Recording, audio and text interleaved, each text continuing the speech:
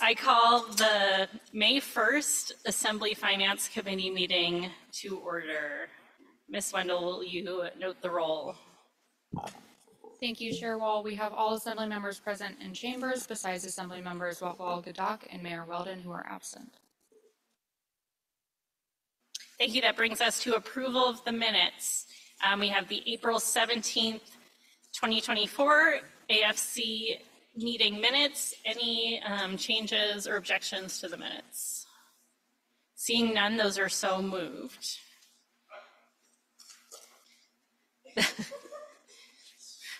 That brings us to agenda topic 2, Assembly Grants and Community Requests. So at our last AFC meeting, we got a chance to hear from the sponsors of each community request, as well as identify the questions that we needed answering in order to fully consider the request as part of this process.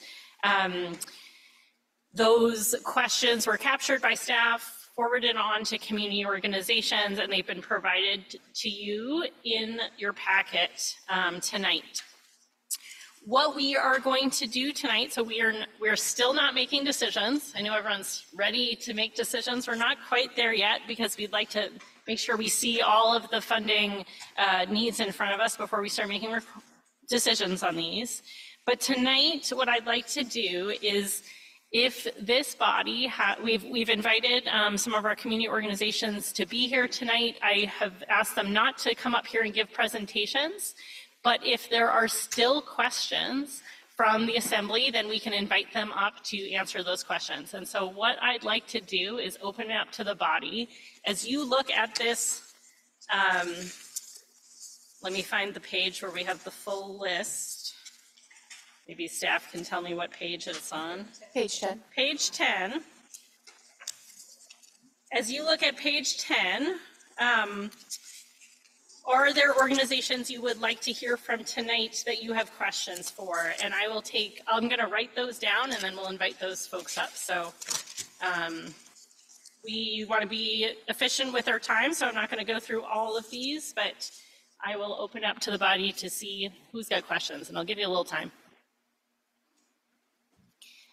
Ms. Hale.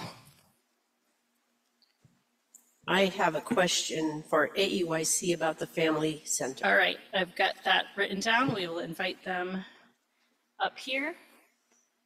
Mr. Smith. I just wanted to be known that I actually told the Juneau Mountain Bike Alliance that they didn't have to attend, so I'm sorry. I didn't understand that. That's all right. It's a new process. We're figuring it out. What you can pass on to them I will pass on to assembly members. If you have more questions for the Mountain Bike Association, you can take those questions offline. And Mr. Smith can help.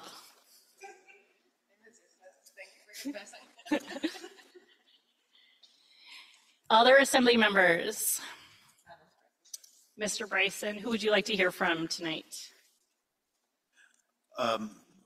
Not that I need to hear from a specific group, but I didn't recall seeing the community funding request form. Was there like a form that everyone, like a uniform form?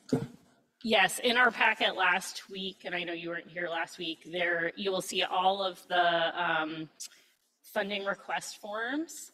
And then the information here is just kind of the additional information that we asked partners to provide. I've got a few folks I'm going to add to the list. Alaska Heat Smart, there were a few questions that they did not answer, and so I'd like them to come up and give their best shot at those. Is there anyone here from the Alaska Small Business Development Center? All right, I know they've got a few questions here, so maybe we could reach out to them and make sure they answer the questions there.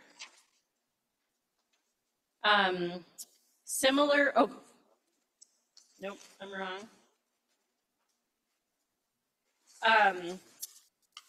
The JAC, there is a question that they did not answer either, and so we'll invite them up to answer that. Ms. Wolf? Yes. Actually, Jack, I believe, addressed their question, and it's in the supplemental. Okay. We received it after we printed the packet. Great. Thank you very much. Anyone else? Mr. Smith? I would like to, I have a question or just some clarification from Sealaska Heritage Institute. Great, we will bring them up as well. Ms. Hale? Well, thank you. Just a comment that in speaking with you, the partnerships request is going to be dealt with the marine passenger fee request. So Yes. not tonight. Thank you, Ms. Hale, for clarifying that, because that is a request for marine passenger fees. We will take it up at our next meeting. All right, I'm going to get started with this group. If you all come up with other questions that you need, we can invite more folks up. We'll start with AEYC. Is there a representative here from AEYC? Ooh.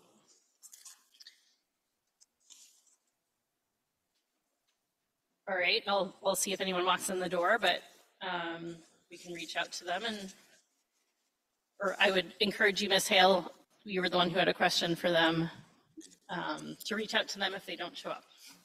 Thank you. Alaska Heat Smart.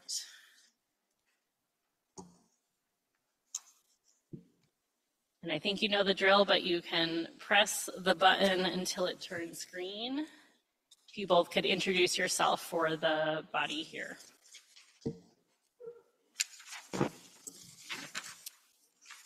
Finance Committee Chair and committee members. My name is Gretchen Kaiser, and I am the board president for Alaska Heat Smart. With me here tonight is Andy Romanoff, who's the Alaska Heat Smart executive director. I would begin by apologizing for not answering your questions. Me bad, we missed it in the transposing of the questions to a draft document. You answered many of our questions, so thank you for that. Pardon me? I said you answered many of our questions, so thank you for Yes, that. well, the question that we didn't answer was, which assembly goals does this request address? And I believe in our original request in your packet, it was somewhere around page 7 of the April 17th, we did address the assembly goals and priorities. Briefly, you have a goal 5 in your section on sustainable community, I believe it's 5C, to implement programs that further advance the community's renewable energy goal of 2045. Clearly, Alaska Heat Smart is in reducing fossil fuel use, shifting to electrification of heating, meets that goal.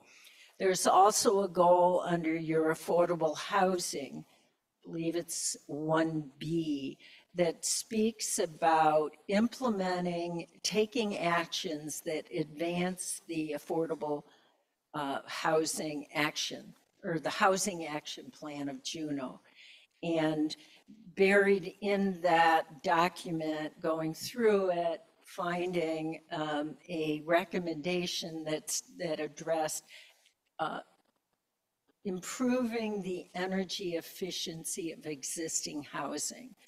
And again, Alaska Heat Smart works with that in terms of converting to a more efficient heating source. And there's another point about affordable housing, that it's the monthly affordability. And clearly, if you can reduce your heating cost, and we're seeing $1,800 a year saving from someone who converts from fossil fuel heat, and roughly $1,300 for people that convert from electric baseboard heat. So again, it's that saving that individual households have in making their housing more affordable on a monthly basis. There's also some language in the Juneau Economic Development Plan that you adopt that talks about lowering the cost of living. And again, reducing your heating costs lowers the cost of living. So that's what we would have said, perhaps show in a much more succinct manner. The second question, is there any precedent for people trying to get out of baseboard heat? You know, that shift from baseboard heat, approximately 13% of the clients that we work with that do then convert to heat pumps have had that electric baseboard heat. So there's clearly an interest among those people. If you talk to one of our board members has a long history of building, he said most builders now in Juneau building single-family homes are doing heat pumps. So in that new build, that helps to answer part of that second part of the question. In terms of assembly follow-up with the new builds, I think the market's taking care of single-family homes, but it's the multifamily housing where some developers are still putting in electric baseboard heating. Some of that new housing, the condos near Fred Meyer's, you can see a rack of heat pumps there. So it's a mixed bag. But to the extent you have an affordable housing loan program, maybe there's a way to provide incentives to get away from the electric baseboard heat. It's tough, it's easy, it's cheap when you're building multifamily housing to plop that in there, but then the renters or the new homeowners are stuck with big bills. The other thing, again, that maybe a follow-up with the assembly would be to look at your building codes. And that's a bigger effort to undertake. State of Alaska, Alaska Housing Finance Corporation is beginning to look back at building codes from an energy efficiency perspective. Again, maybe some kind of cash incentive if a developer comes in with heat pumps, a lower building permit cost. I mean, there's kind of ways to do that either through your loan program. Talk to builders, you know, cash is king. It's pretty much some kind of cash incentive to help them move towards away from electric baseboard. Hi, thank you. I think Gretchen stole the thunder there. She's good at that. Thank you, Gretchen. No, good responses. Again, Andy Romanoff, Executive Director of Alaska Heat Smart. Thank you for the opportunity to be here and address these questions that we failed to answer. Apologies for that. Gretchen covered things pretty well there. Again, just to follow up on what she said, the multifamily housing issue is really the nut to crack, I think, in terms of load and demand when it comes to heating. Electric resistance, as Gretchen mentioned, is very easy to install. It's cheap to install, and so you have the large facilities out on Cinema Drive and on Riverside Drive. You know, hundreds of units, all with electric resistance heat. Again, it's easy to do, but so we're trying to address this issue in ways. We're trying to come up with ways. We're working currently with AEL&P and National Renewable Energy Lab and Information Insights on a study looking at multifamily units in town. We're looking at 4 different facilities and doing a kind of a pre and post electric resistance, post heat pump analysis of these buildings to see just what the overall benefits are to the ratepayers, to monthly bills to these residences, to the load demand changes from resistance to heat pumps. And we hope that provides at least some guidance in how to proceed. We also have some ways in the wings, so to speak, for how to deal with existing multifamily units and the split incentive situation where there's not much incentive for the building owner, where there is incentive for the tenants, is a challenge to deal with. And I do think that further assembly attention to that issue with Alaska Heat Smart's assistance and others would be valuable. Mr. Romanoff, can I wrap you up here? Yeah, okay, I think that's good enough. Thank you both for answering that question. Any further questions for Alaska Heat Smart? Thank you both for being, Mr. Smith. Thanks, Chair Wall. Maybe I asked last week, but maybe just to hear from the organization. So I understand this to be a one-time funding request for $600 and something thousand. Does it not work to provide a year of funding for a third of that? I mean, it's the 600,000 spread out over 3 years. Does providing just 1 year of that, what would that do?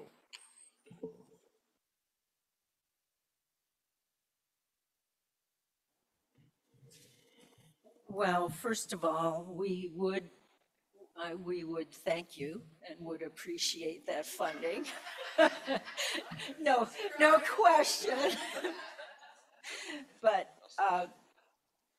what would that do? I was thinking about that because I sort of anticipated that question because as we were looking at putting together our funding, if you look at Alaska Heat Smart, and of course that we appreciate, we've had 5 years of support from the Assembly.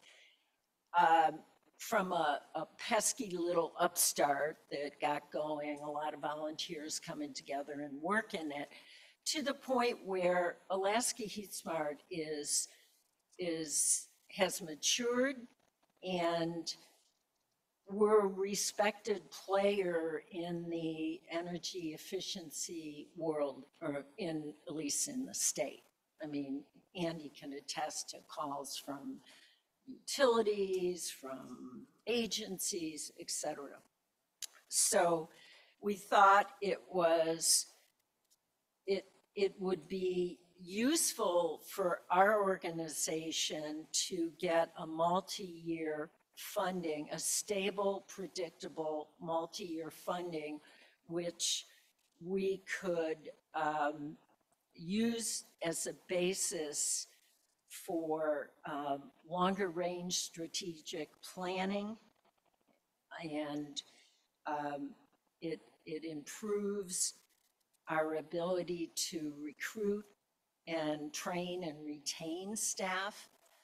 So I guess to answer your question, Mr. Smith, it's kind of the opposite of that. I mean, we saw these value in pursuing long-term funding, and without that, it sort of undermines somewhat. I mean, we'll make do, of course, but it undermines our ability somewhat to use the vernacular, chase federal funding.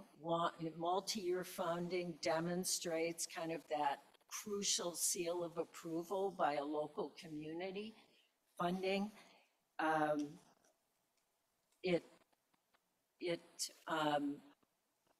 With multi-year funding, we're able to better identify in-kind match to prospective federal grant, existing ones we have and future ones. And I think, Ms. Kaiser, I'll ask you to wrap up here. lack of, it makes it more complicated, I think, for us to be successful in, say, grants to foundations or, again, federal grant. So Very good, thank you. Can I have one more quick one? I'm sorry if it was in your materials from last 2 weeks ago. Should we approve this 3-year funding, do you anticipate needing additional funding in the out years like FY '28? Or anyway, do you think you'd be self-sufficient in 3 years, or do you think you would still need additional assembly support? I know that's an eternity away, but. That may be the challenge question of the evening. Of course, we'd love to say, yes, we will be 100% self-sufficient, but we don't have that crystal ball. But we, the static nature of the ask over 3 years, there's no increase like we have seen over the last 5 years. And so that puts pressure on us as an organization to diversify our funding stream and to seek new sources, which could therefore move us in that direction of self-sustainability. Thank you both for being here. I really appreciate it. All right, that brings us to Sealaska Heritage Institute, Mr. Russell Jensen.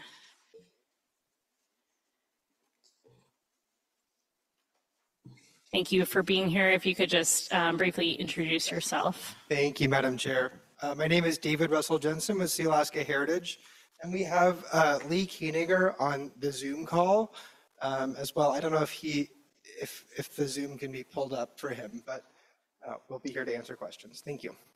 Thank you. I think was it you, Mr. Smith, that had a question? I think, yes, it was. My main question was just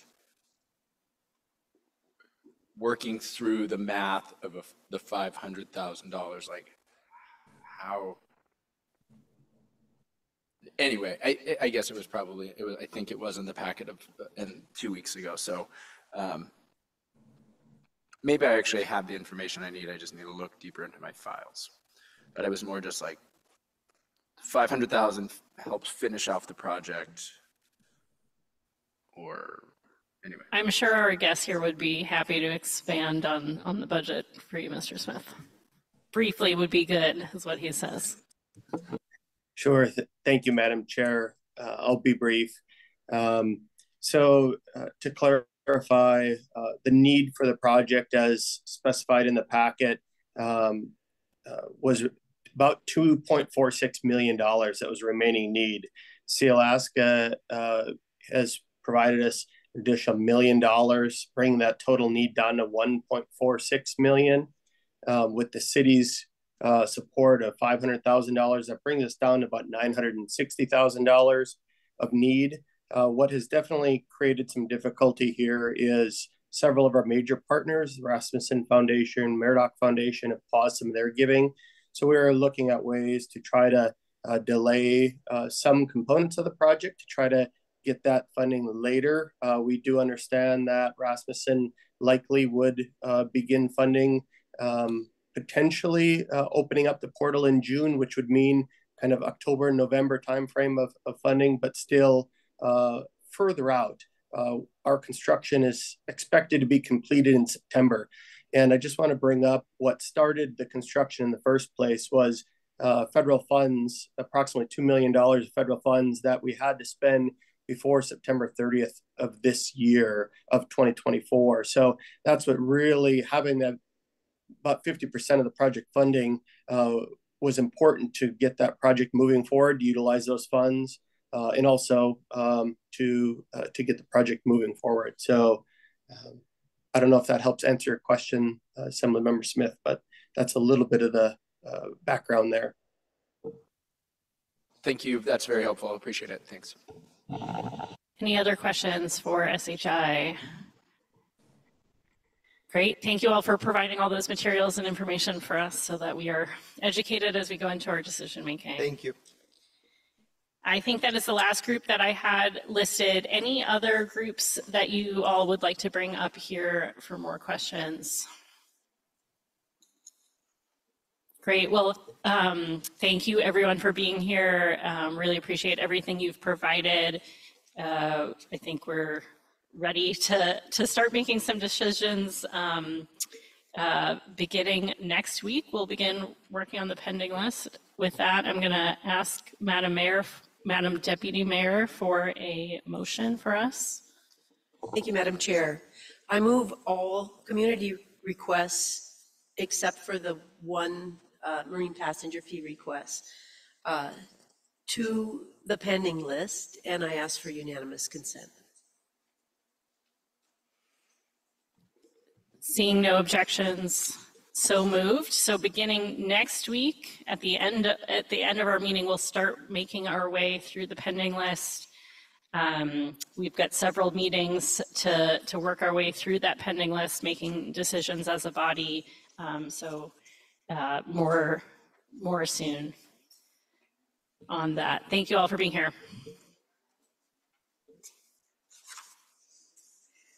All right, that brings us to item number 3, youth activity grant funding. Ms. Flick, is this you? Yes, Ms. Wall, I believe this is me. We are on page 64 in your packet. The youth activity grant funding is something that you do every year. The Youth Activity Board was created to support youth programming in the community. They solicit proposals and make a recommendation on that.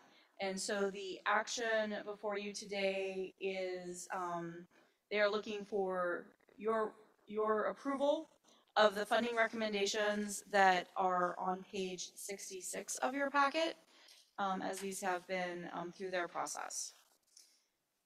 And these, this grant has, at the amount included with these projects listed, are included in the manager's proposed budget.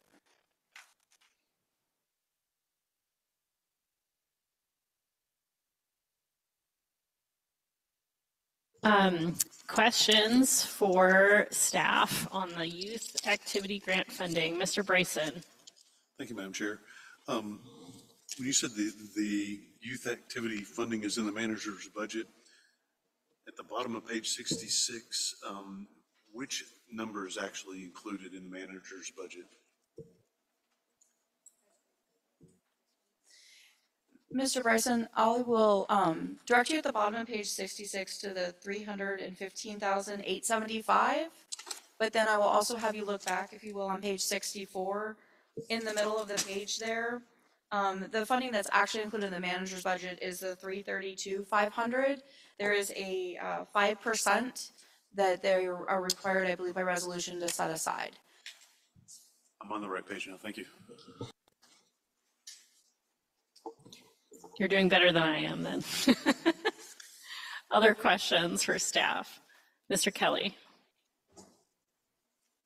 I was just wondering if I could get a little more elaboration on the contingency funding and what it, how it's used.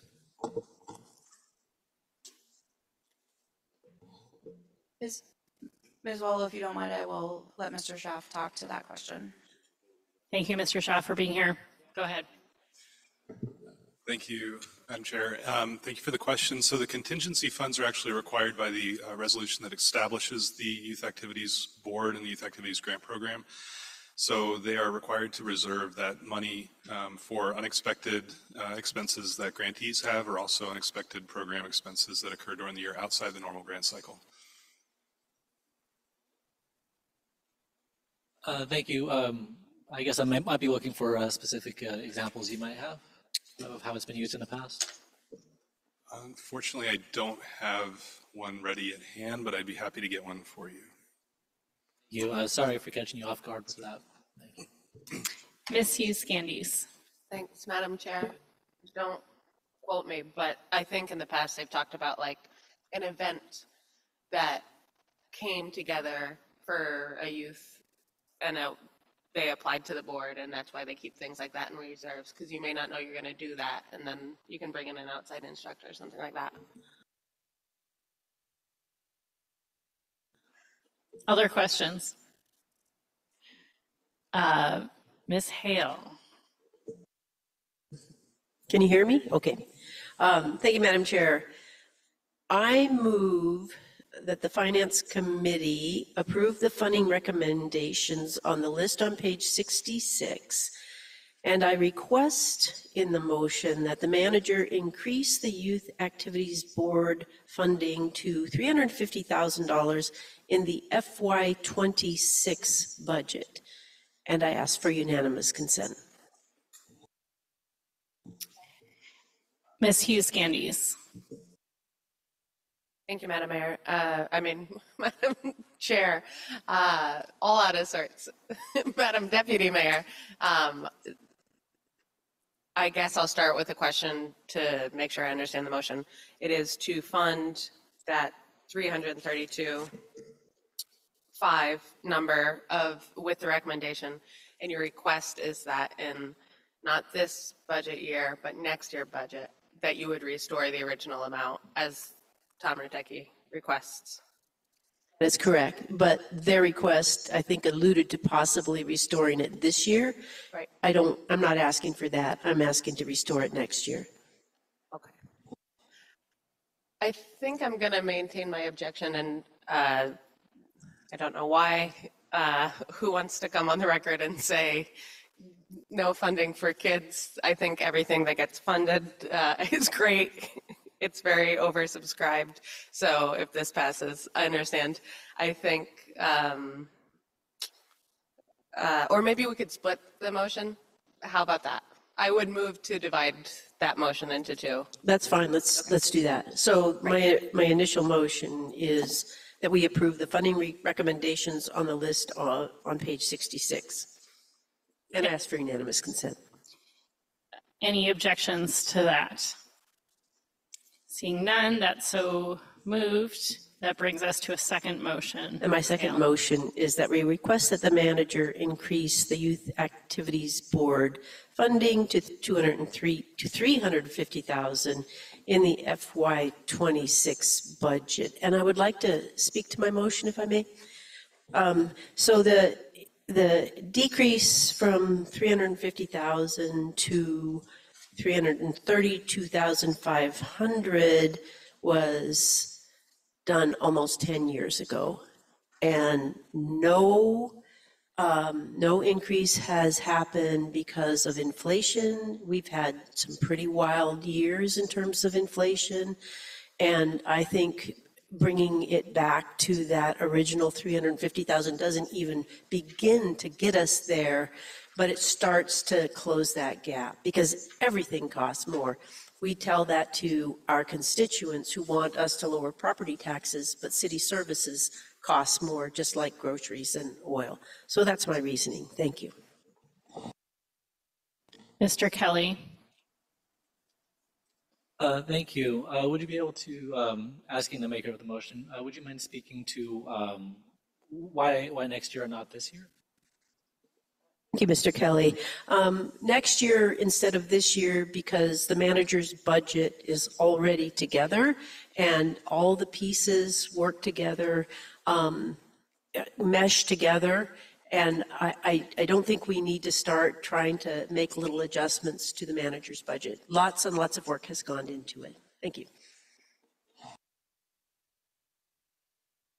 Other questions, Mr. Smith? I've got a question for staff. I just want to, that was my reading of this memo as well, that funding has not increased in 10 years.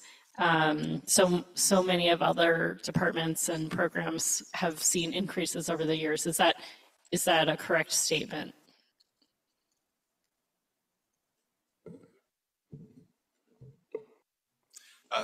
Madam Chair, yes, that's correct.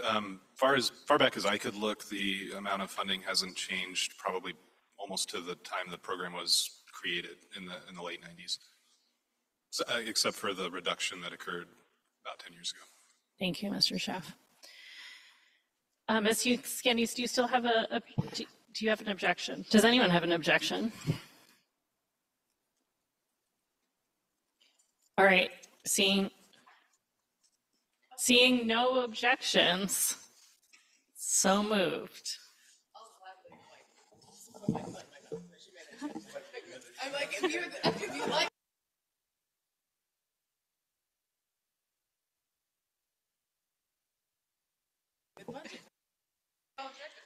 that brings us to agenda topic number 4, Eagle Crest. Mr. Barr, are you introducing this? And do we have Eagle Crest representation? Thank you. Madam Chair. Mr. Smith? I was actually going to make a motion as well on the Youth Activities Board.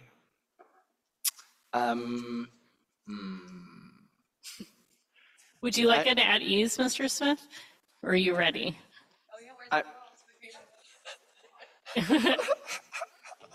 No, I know what I'm going to do. I move that we add a funding increase for $17,500 to the FY25 pending list for the Youth Activities Board. And I ask for unanimous consent. Ms. Hughes-Gandes, would you like to speak to your objection? Thanks, Madam Chair. I'll keep this really brief. I think Ms. Hale gave a great argument for why it makes sense to restore it. It sounds like, yes, that's been enough time that we need to put more money into that program. I think, given though she spoke much more eloquently too, there's a lot of moving pieces in a budget and we already have a lot of other stuff. So I think fund it this year and increase it next year. So I would just not look to add things to the pending list because I know we already have put plenty there.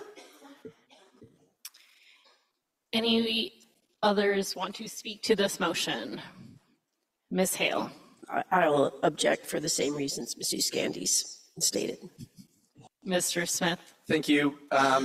Understand, and I'm sorry to upset the apple cart certainly, but we have a lot of things on the pending list. I think we can handle them. Their costs have increased this year and they will be higher next year. And the increase that we've now put forward onto the FY26 wouldn't take effect until July of next year. So anyway, thank you. But I appreciate everyone's perspectives. We have a motion and an objection. Ms. Wendell, will you call roll? Thank you, Chair Wall. On the motion to add a funding increase for $17,500 to the youth activity grant budget in FY25 to the pending list. Assemblymember Smith. Yes. Assemblymember Hughes-Gandes. No. Assemblymember Atkinson. No. Assemblymember Bryson. No. Assemblymember Hale. No. Assemblymember Kelly. Yes. Chair Wall. No. Motion fails, 2 ayes, 5 nays. All right, that brings us now to agenda topic 4, Eagle Crest. This is Mr. Barr, and I believe we also have Eagle Crest representation. I don't know who it is online. Mr. Scanlon or Mr. Satry? We have Mr. Satry. Thank you. Go ahead, Mr. Barr. Thank you, Chair Wall. We also have Ms. Lupro in the room. And I think we might have Mr. Scanlon online under Eagle Crest Ski Area, but Mr. Scanlon is also international, so he might be gone. Excuse me, if I may, Mr. Scanlon is online, or he had just texted me that. I think he's under the Eagle Crest account. Thank you, Mr. Satry. We'll bring Mr. Scanlon up as well. Mr. Barr, if you could get us started. Thank you, Chair Wall. You have a fairly dense, apologies for that memo from me in your packet, that seeks to clarify the amount of general fund support that Eagle Crest receives for its operations over time, provides information on its requests for future operational support as it starts and expands summer operations, offers some recommendations, and there's a lot of detail here. I will go through it in as much detail as you want, but maybe just a brief overview to start. Okay, so the background and context, there's a chart there that gives you that depicts the amount of general fund support Eagle Crest has received over time. I think that's self-explanatory. The FY25 manager's proposed budget for Eagle Crest includes a $406,700,000 deficit in it, and Eagle Crest has requested an $810,000 general fund loan to address that deficit, as well as to help Eagle Crest as an organization begin to ramp up for summer operations. And that loan envisions summer chairlift operations starting in fiscal year 25 in May and June. And it also envisions a gondola coming online in fiscal year 26. The memo goes on to talk a little bit about our concerns with those projections. They, from the manager's office perspective, appear to be ambitious. There is a list of bullets in the middle of packet page 68 that explains our reasoning. And then the memo goes on to discuss options for the assembly to consider from a funding perspective, and gives you some policy questions to work through, ending with a staff recommendation. I'm happy to answer questions or dive into more detail on any of these things. And of course, we have Mr. Satry, Mr. Scanlon, and Ms. Lupro to assist.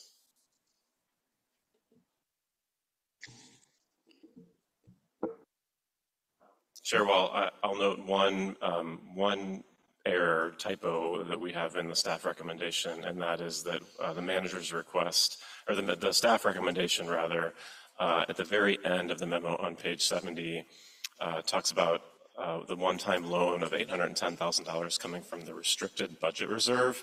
That was an error. We mean unrestricted general fund.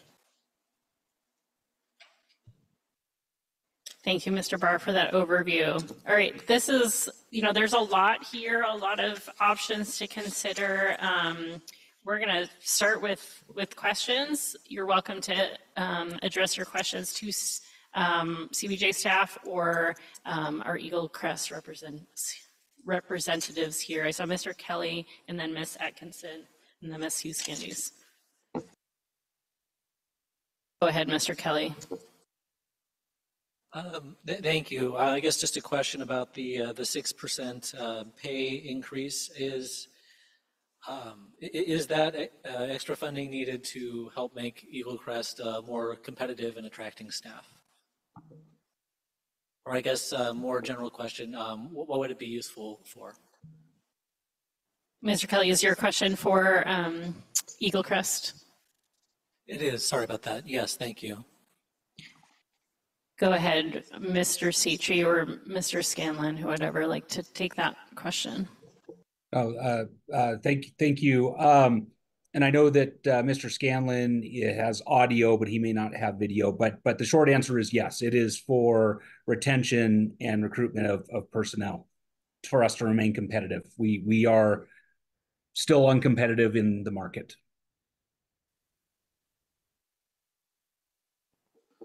Mr. Kelly, any follow-up?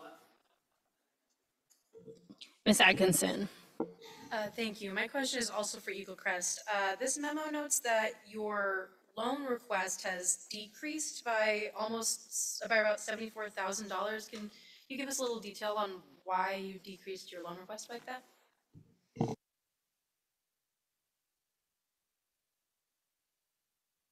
I believe Mr. Scanlon can speak directly to that. Hello, good evening, everybody. Can you hear my audio okay? We can. Thank you, Mr. Scanlon, for being here. Oh, fantastic. Thanks so much for having me, even though I'm on the other side of the planet. So the reason for that decrease is as we were going through things, we had some funding associated with hiring a ropeway specialist to help install the gondola. So we decided to pull that out as that'll be funded through our Gold Belt CIP fund. So there is one staffing line item that we pulled out of there that brought that number down a little bit. Thank you. Ms. Hughes-Candies. Thanks, Madam Chair. My question is for staff here, either to Mr. Barr, I guess, just because I'm clarifying items in the memo.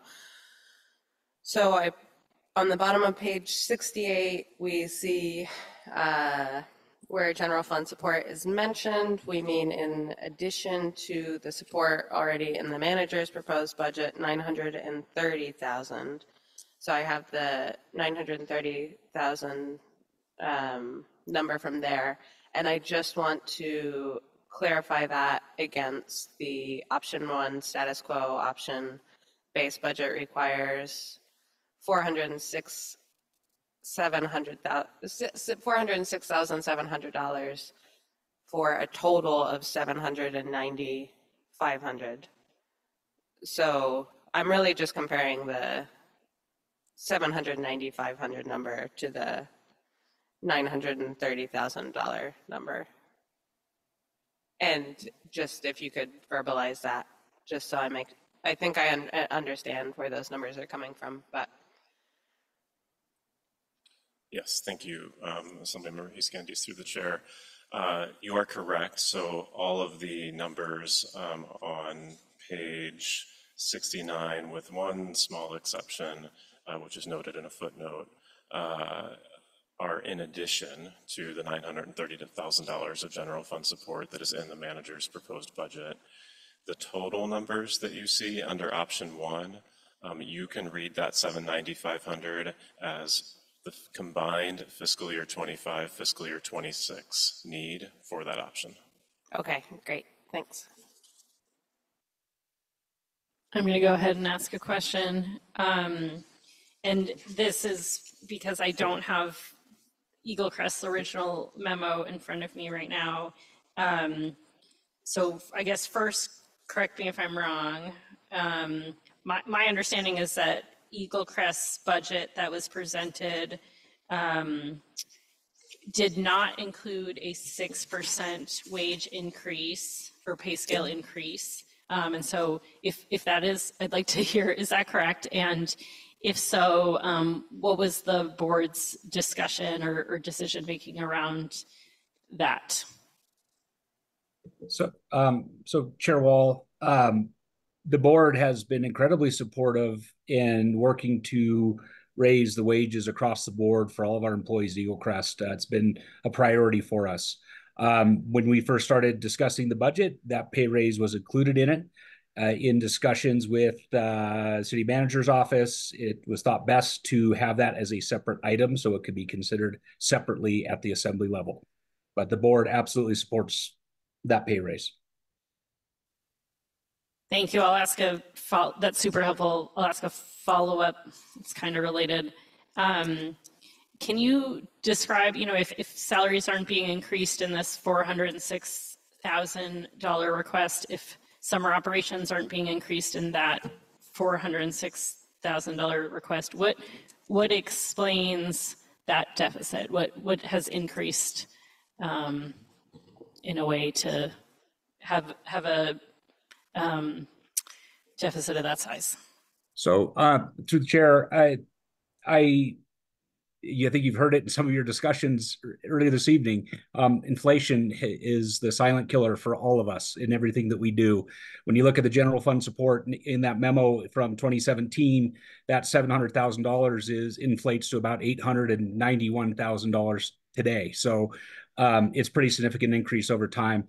There are a variety of things that have caused that increase, not only inflation of supplies, and I'll let Mr. Scanlon speak more to it, but there's also been an increasing share of the allocated services from the city departments to Eagle Crest. So as the cost to everybody else have gone up, our cost to use city services go up as well. So, but I'll defer to Mr. Scanlon on the details. Go ahead, Mr. Scanlon. Yeah, thank you so much, Ms. Wall. So the breakdown that we had was 163,000 was in comms and services increases. So as Mr. Satry mentioned, that's going to roll up increases to our workers' comp, increases to our liability insurance policies, increases to our bank card fees, increases in our full cost allocation, and then inflationary pressures on some of our goods and services. But those four are the big ones that are driving that comms and services. And then we had 159,000 in our personnel costs for longevity increases. And this year as well, we had some wages previously billed out to capital improvement projects that Eagle Crest staff were going to be working on. So we've kept more of those wages in our general fund budget so we could use our capital project investment dollars to do bigger contracted projects this year. So there's some additional wage costs there. And then the other item was 84,000 for potential deficit from 24 carrying over into FY25. So those are kind of the three big block categories that make up that $406,000 deficit. Thank you, super helpful. Other questions from the assembly? I see some puzzled faces. That may just be them reading. Ms. Hale. I thought I would explain the puzzlement on my face.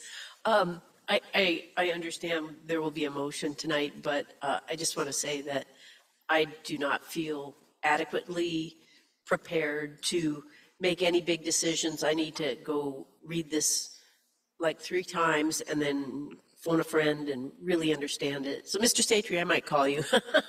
Thanks. Ms. Hughes-Gandy, do you have a question? Thanks, Chair Wall. Yes, I just had a follow-up because I got a little lost in something Mr. Scanlon just said. So Mr. Scanlon, you were just talking about which items you really saw make up that deficit, and you said something about moving personnel costs to the operating budget to preserve capital. Could you speak a little bit more to that? I just got a little lost at that point. Happy to speak to that through the chair, Ms. Candace. In the past, historically, we've been receiving around $300,000 a year for our capital improvement budget. In that is a suite of small projects that we try to tackle each year. In the past years, a lot of those projects have been projects that that Eagle Crest staff have participated in. So we would bill out a portion of their full-time equivalent hours to help achieve those projects.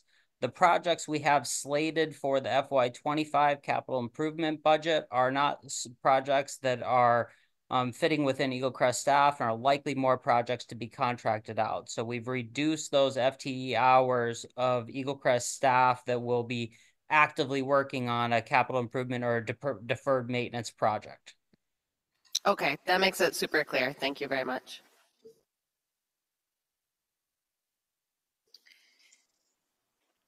I'm going to keep asking some questions. Did you say we have Ms. Pierce on the line? Did I hear that? No. Okay, never mind. We have Ms. Lupro in the audience, and then just Mr. Scanlon and Mr. Satry. Okay, I was just wondering if we had our tourism manager here. I'll save that for another day. I did have one more question. It's about timing. Ms. Hale, mentioned this is a lot to grapple with. There's a lot of information here. We have some decisions that we certainly need to make before this budget is due, given that Eagle Crest is proposing a deficit budget that we would have to either direct them to do something different or help them fill that. But thinking about the larger question of summer operations and when to start and how to kick that off, what the Assembly wants to contribute to that. Can Eagle Crest talk to me a little bit about the timing? When do you need to know the answer to that question about Assembly support for kicking off summer operations in the ways that are presented here? My understanding is that this would be next summer, and curious if we have some more time to make that particular decision. So Chair Wall, maybe I'll start off and let Dave talk to the specifics. But I thought it was just a good chance to remind folks that we already do summer operations in a variety of ways with a variety of vendors. But unfortunately, right now we're doing it with very minimal staff. And for us to do any more that we have to increase staff to increase the opportunities while still maintaining, the ski area for winter operations. We also know that we cannot just start overnight to go to full-blown operations once the gondola is in place. So this is a way for us to ease into that. And we talked about that a little bit at the joint Eagle Crest board and assembly meeting back in, was that late December, early January? It seems like a decade ago. But I'll let Dave talk about the specific timing of those decisions. Thank you, Mr. Satry, and through the chair. The timing on this one gets very difficult because of the way our fiscal year splits up the summer tourism season. So in this request, this would allow us, because the timing of this would have us start summer operations in May and June of 25. Having the funding now helps us to do the administrative work we need to do with Human Resources Department to create our new summer-specific staffing positions, and then allows us to recruit during that critical season as we lead up to the springtime, so we can have that staff that would carry us through the summer of 25. Now, the fiscal year 26 budget is going to be also split. So if the assembly decided to support us in this loan request, this would really put us on a good step to do all of our planning, knowing that we have the spending authority to recruit and find these difficult positions. As everyone knows, recruitment in this day and age is extremely challenging. So one advantage for us is going into next winter's ski season to be able to communicate to some of our staff that may be working with us in the winter that we will likely have springtime and summer work. It'll also let us work with our J1 visa representative to try to maybe find some J1 visa workers to help us with that summer season. And it would just put us on a good footing to move ourselves forward, in addition to handling everything we're already doing. Thankfully, I've got a very dedicated, small core staff that do an amazing amount of work with very few humans. We want to create a little more of a sustainable workflow and continue on this successful trajectory that we're on. And, kind of my last comment is the ski industry is all about playing the long game. The actions you do in 1 year often aren't felt until a year or two down the line. So the investment we're asking for is asking the assembly to understand this and help us play the long game, help us invest in our people, so we're ready to be successful when we start our new operating model being operational and revenue generating 10, 11 months out of the year. Thank you. Happy to answer any follow-up questions on that. Thank you, Mr. Scanlon. Ms. Hughes-Candies and then Mr. Smith. Thank you, Madam Chair. This question is for Mr. Satry. Mr. Satry, earlier you characterized some of the discussion of the board on a separate question. So I'm going to ask you to similarly try to capture what the conversation has been like at the board level and to what extent you touched on this. Do you have a copy of the memo that was in tonight's packet? Okay. Yes, I do.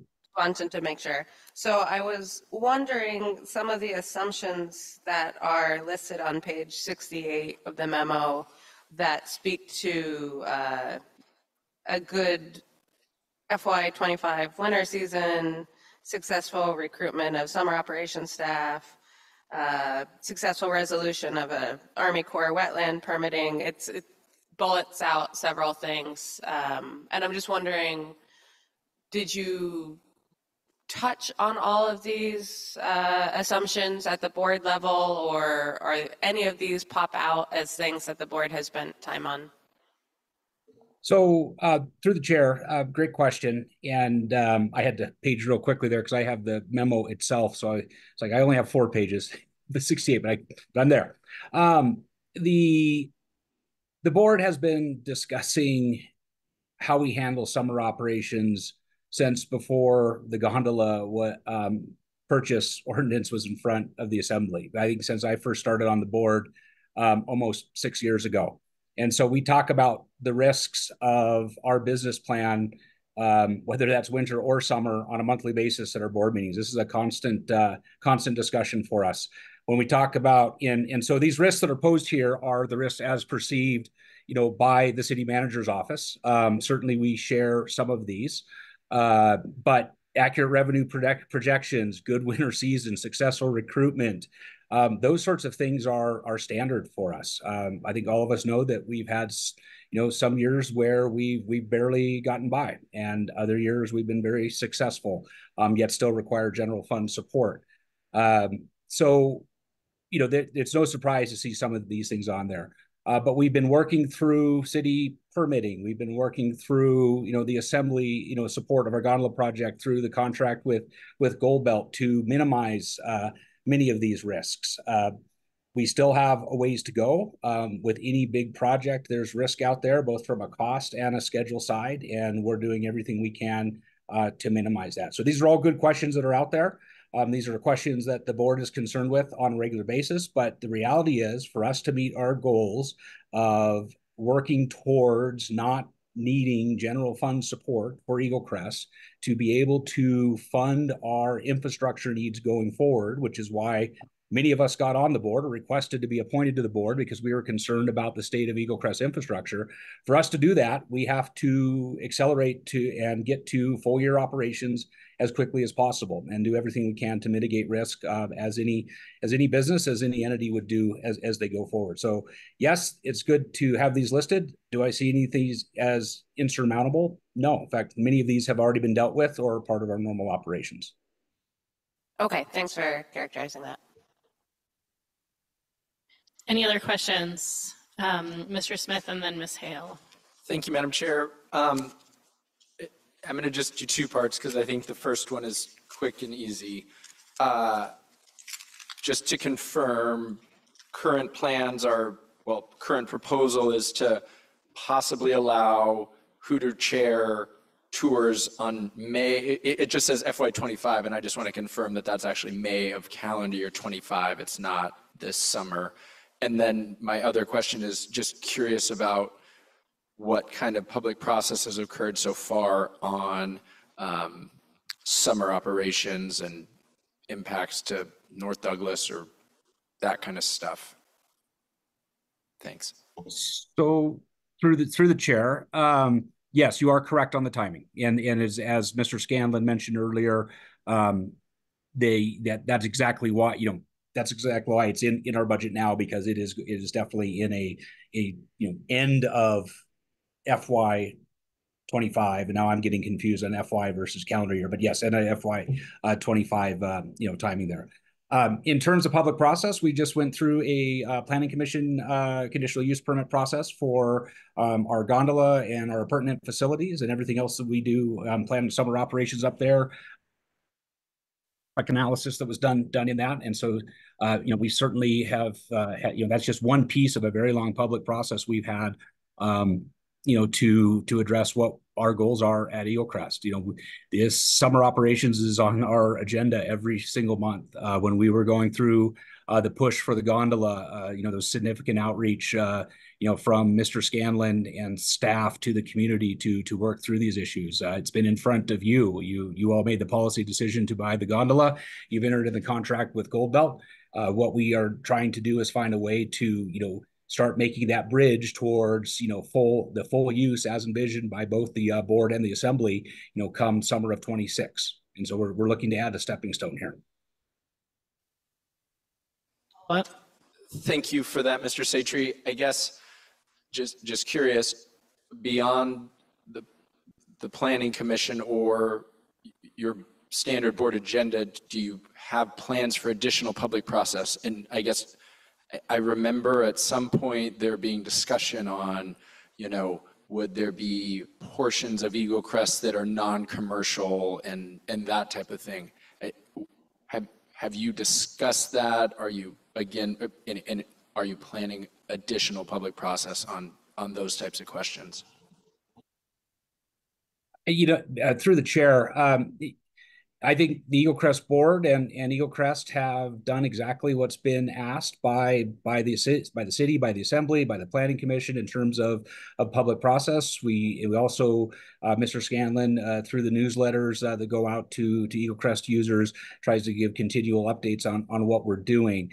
If we have something that's out there that requires, a change in board policy, that'll be on our agenda. If it involves a change in our management plan, it'll be on our agendas. If we have another planning commission, it'll be on the public process. There's established public process in this city for items that we're moving forward on.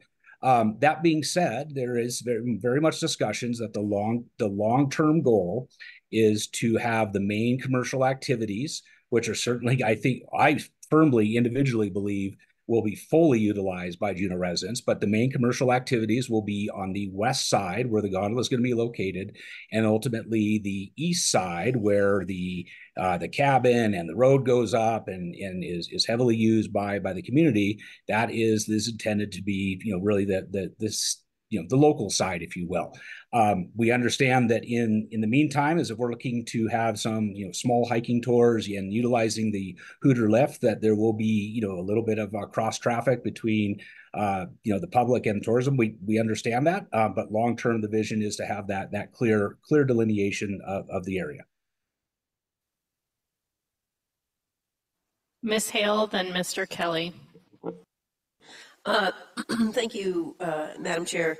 As I sort of struggle to wrap my mind around all these pieces, I'm just recalling different meetings that we've had where we've had pro formas presented to us and information about purchasing the gondola.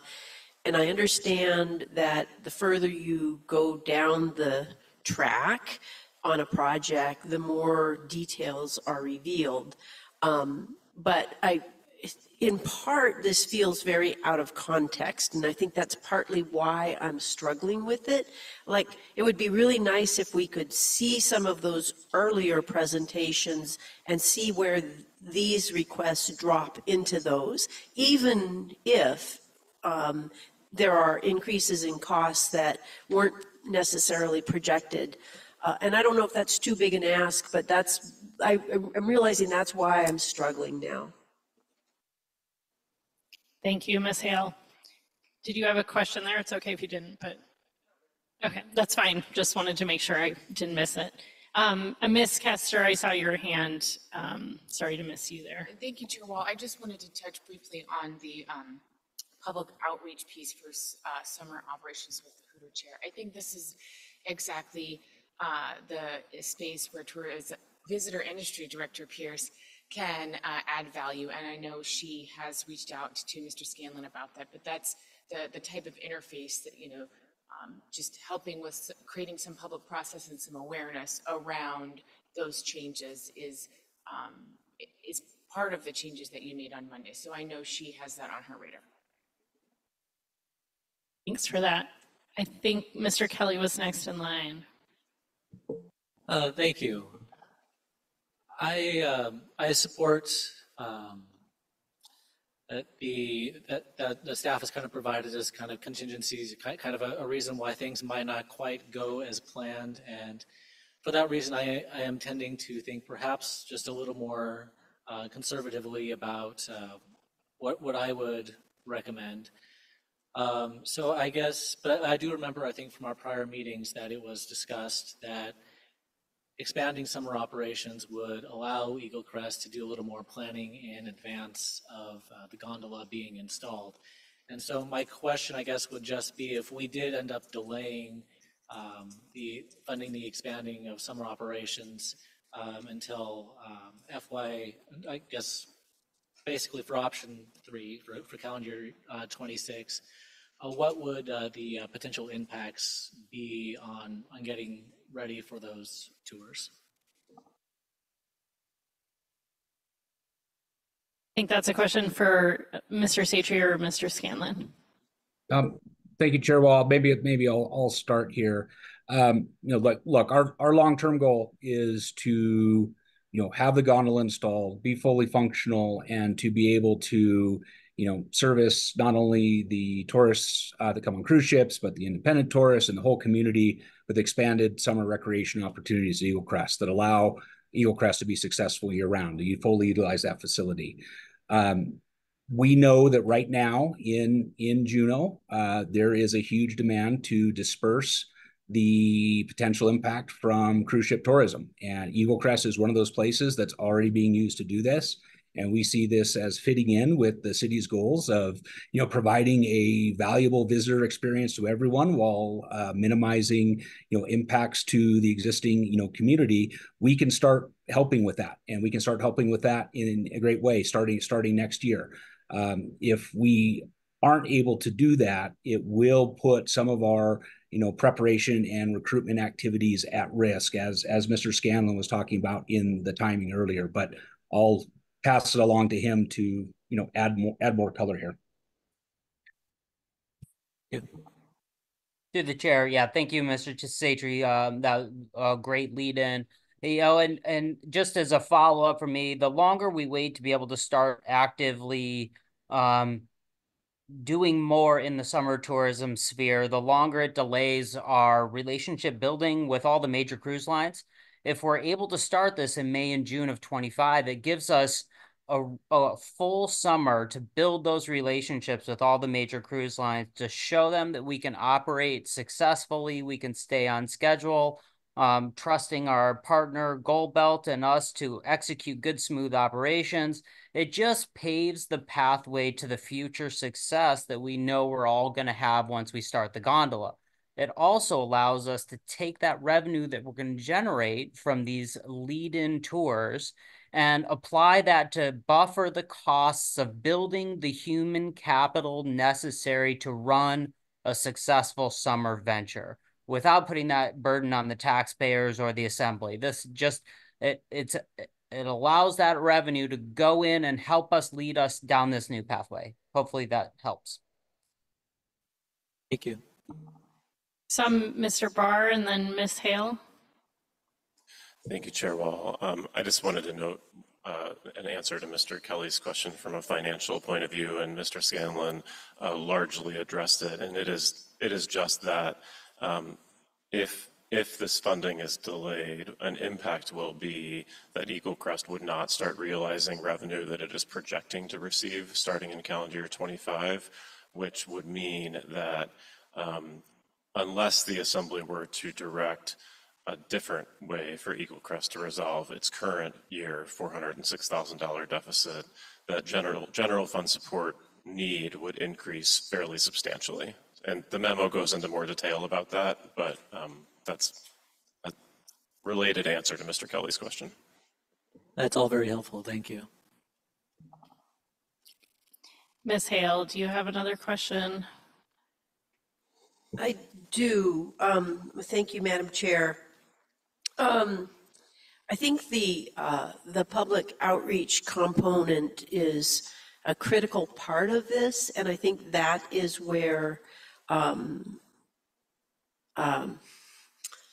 tourism manager, visitor industry director, whatever her name is. I think that's where she's going to be critical, but I also think it's really critical, before the gondola came along, we had the Summer Operations Task Force, and then COVID happened, and then that just stopped and it didn't happen. But I attended one of the meetings. They were really great. Mr. Scanlon did a great job. And we don't really have that going on now. I know we have newsletters going out to Eagle Crest users, but it's the non-Eagle Crest users who will be impacted that are really important. So I think that context is really important. It's a statement, except that it's also a question in that, maybe a request. Can the Eagle Crest board work quickly with our director peers to actually move some real solid outreach forward? So if Through the chair, thank you for the question. There was an interesting comment in the prelude to that question that the non-users of Eagle Crest, how their impacts will be addressed. I mean, the reality is here that we will have less traffic on a summer's day to Eagle Crest than on a average busy weekend day in the winter. So we anticipate our impacts to the non-users of Eagle Crest to be almost negligible. In fact, we are going to be helping them by dispersing the cruise ship visitors and other visitors to our town into different places than just the standard downtown whale watching glacier type loop that we're all used to. So I think there's some real positives out there. And if the board needs to do a better job of talking about those positives, we will. But these are all the sorts of things that the board has been considering, and we've been working through a whole variety of public processes for many years now. And obviously, we will need to continue to do that if that is the Assembly's wish. But we are out there. We are talking about it, and we've talked about this, like I said, every month at our board meetings, through the Visitor Industry Task Force, during our budget conversations with the Assembly on an annual basis. There is constant public discussion of what we're doing here. Mr. Scanlon can probably help provide some more color. Thank you, Mr. Satry, and through the chair. I have been working with Director Pierce for the last 3 months on this conversation of utilizing the Hooter chairlift for some preliminary tours as we're leading up to the gondola. And obviously this has come up about at the request of the industry. There's just so much need to disperse visitors that the industry, through conversations with Goldbelt, has just expressed a very, very strong desire to bring more users up to Eagle Crest, but very happy to continue the work that and conversations I've already been having with Director Pierce and engage in the public process that's needed. And, one big thing to highlight as far as the non-Eagle Crest users, this is a way for the non-Eagle Crest users to not have to carry additional financial burden as we come into our new operation. So this would be something that I think would be sought quite well by a large portion of the non-Eagle Crest users. Obviously, we have many residents in town that don't want to see a change in tourism use, and we need to be very mindful and communicate how we're using Eagle Crest in both the short term and then how that's going to transition into our longer term use, as Mr. Satry described, of intentfully programming our recreational experience to really be isolated to the west side of the mountain. So hopefully that helps give a little additional color and ensuring you that, I have been working with Director Pierce over the last 6 to 8 weeks on this and look forward to continuing to do so. Thank you, Mr. Scanlon. Ms. Hale, do you have a follow-up question? I am going to ask for a motion here if it's okay if you have a question. If I could just do time a slight follow-up. Thank you. Yes. And it's more kind of a comment in response to Mr. Satry and Mr. Scanlon. I think there's a couple of things. One is that if I've learned anything in my almost 6 years on the Assembly, it's that the standard public process doesn't reach an enormous number of people. A huge percentage of our population is not reached through the standard public process. And so I'm glad you're talking with Director Pierce and really working on increasing that outreach. And the other concern I have, and Director Pierce is also the right person to be working with, is there's not a consensus in Juneau among Juneauites to disperse or concentrate. I think the split is sort of 50-50, and it's just another reason for really good outreach. I mean, I support the gondola. I'm just nervous. Thank you. I'm going to move us to a motion if that's okay, and then we can, there's a lot of policy discussion questions in here. I don't think we'll get to all of them. Some of them have been highlighted, but maybe we can start with a few motions, see how far we get, and know that we may not get everywhere we need to get tonight. Ms. Hughes-Candies, will you kick us off? Thanks, Madam Chair. I have a pair of motions, and we'll see how these land for the body. And if they're not exactly right, then we'll make some more motions. So I would move that the Finance Committee fund Eagle Crest in FY25 at the $518,800 level. And that is the base budget plus 6% pay scale increase. With the understanding that would be in 26 as well. So that's my first motion. And I ask unanimous consent. Ms. Hughes-Gandes, would you like to clarify where that money would come from? Yes, I would. That's, you know what, just a core piece of making a motion.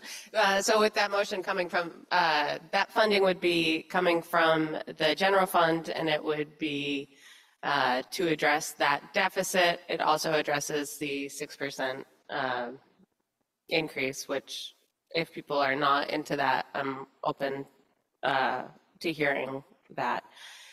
If I can speak to, is that clear enough? Can I speak to it for a second?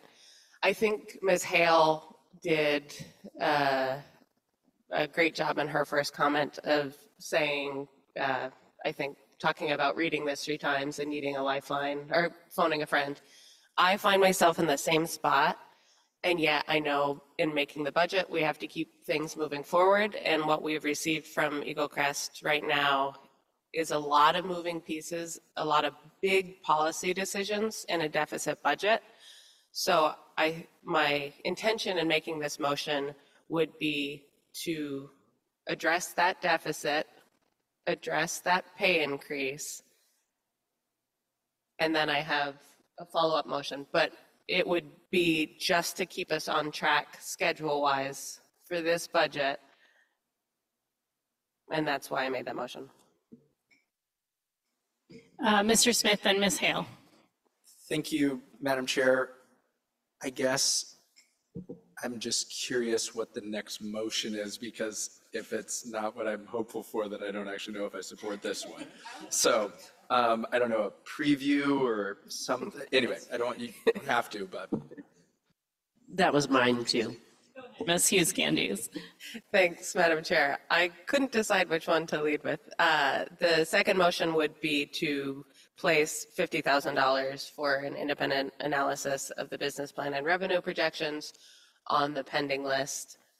And the memo goes into all the reasons why I appreciated what Mr. Satry said about the board considering some of these things, some of these assumptions that are outlined, but there are definitely some assumptions here that, to me as an assembly member, when we're talking about these large amounts of money, give me serious pause. I think we just need to make sure we're doing our analysis and that we're getting all those backup documents we need, because something like anything to do with procurement almost always takes longer than you want it to. Onboarding folks, Army Corps always takes longer than you want it to. So I think it would be a smart thing to have an analysis. And so that would be my second motion. It's a preview. Any objections to Ms. Hughes-Gandes' first motion, Mr. Smith? Thank you, Madam Chair, and thank you for the preview, Ms. Hughes-Gandes.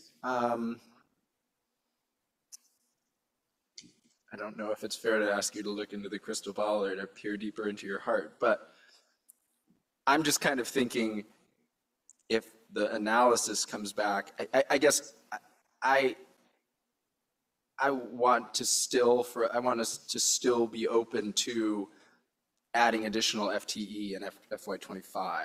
And from what I see, I don't think your motion does that. And that's okay if that's what you want. I guess I have kind of thought about something similar, like when we get this analysis, could we then add additional funding or something for staff? I mean, I'm fine to help move it forward, but I don't want to hamstring them should things look good. Yeah, just to speak to that briefly, absolutely. It's not my intention to hamstring the board or I understand we've heard a lot from them tonight about why they feel like these pieces are needed. Mr. Barr highlighted that if we don't do some modified form, that affects the revenue projections they've already made. So I think this is absolutely a very ripe topic, and whatever comes out of that, I assume, will be when we feel a little bit more sure that it's the correct number, or we feel really good about the number that would have money attached to it in the future. I wouldn't be comfortable picking a number or funding something without doing a little bit more of that analysis. A follow-up. Actually, it's a different question. Okay, I think I saw Miss Hale.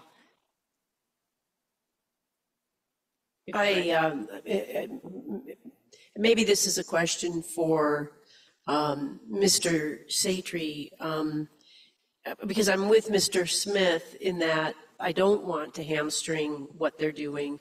I do want to provide the funding or a loan, because that's another possibility. And I think if I understand this memo, the loan would be lesser if we're funding some of this request. Yeah.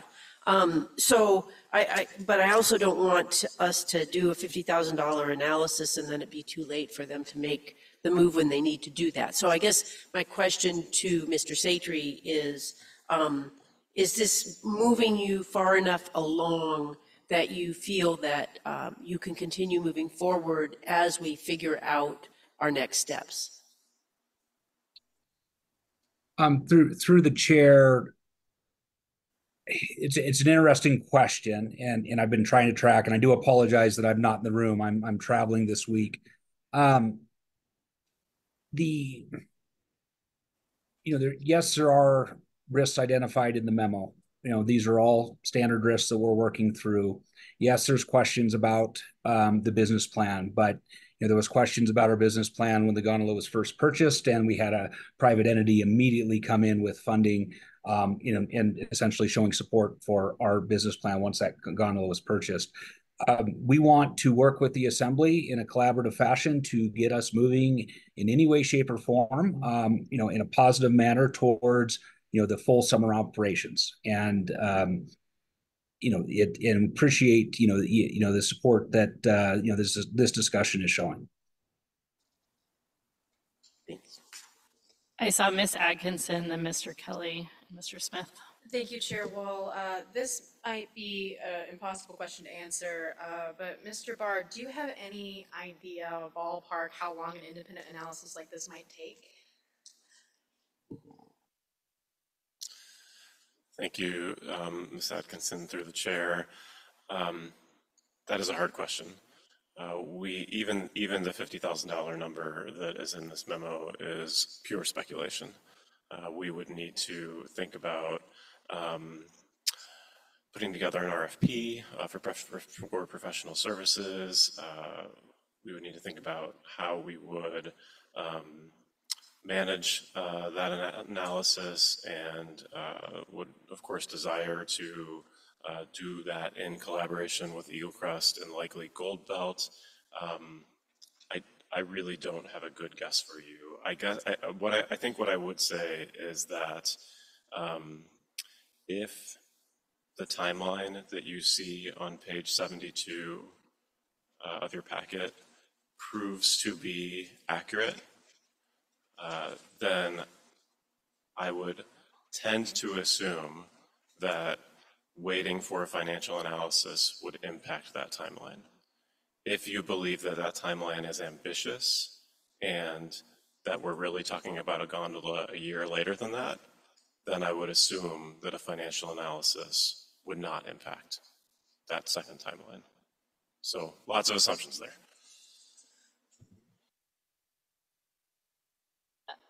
Am I the only one who might benefit from a quick break?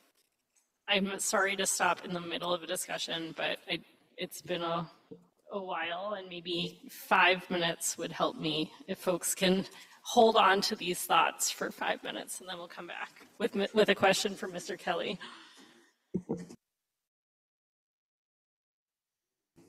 All right, bringing us back here. Thank you for allowing that break in the middle of our conversation. I had, we have a motion on the floor where I think folks we've had some questions. I believe Mr. Kelly and Mr. Smith had questions before the break, so I'll start with you, Mr. Kelly. Do you still have a question? Actually, it's a potential amendment. Let me make sure Mr. Smith doesn't have a question first, or would you prefer to ask your question first? If I may ask my question first. And then I'll come back to you, Mr. Kelly. This one might be for staff, and that's, let me try to formulate it well. I understand that this amount is not sufficient to allow Eagle Crest to, expand operations in FY25, which would therefore increase revenue. So I think I can understand the logic of Miss Uscandi's funding source.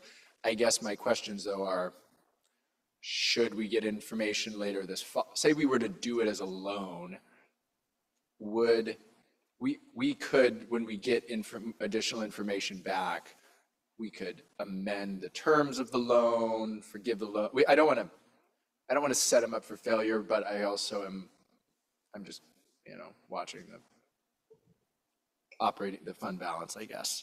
So anyway, we can make those changes to the terms of the loan, pushing it back a year, forgiving some of it, forgiving all of it, all that kind of stuff. We can do that, right? I think it's fair to say the Assembly can do what it wants within the bounds of law. And I love that not answer. My favorite answer.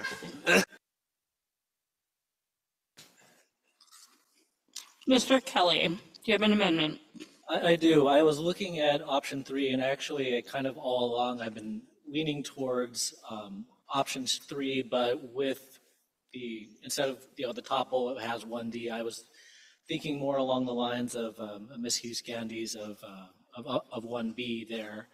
And so I guess I would just move to amend her motion to, I guess the only difference is that we would be making a couple more assumptions, and that I move to add 9.68 FTE in fiscal year 26.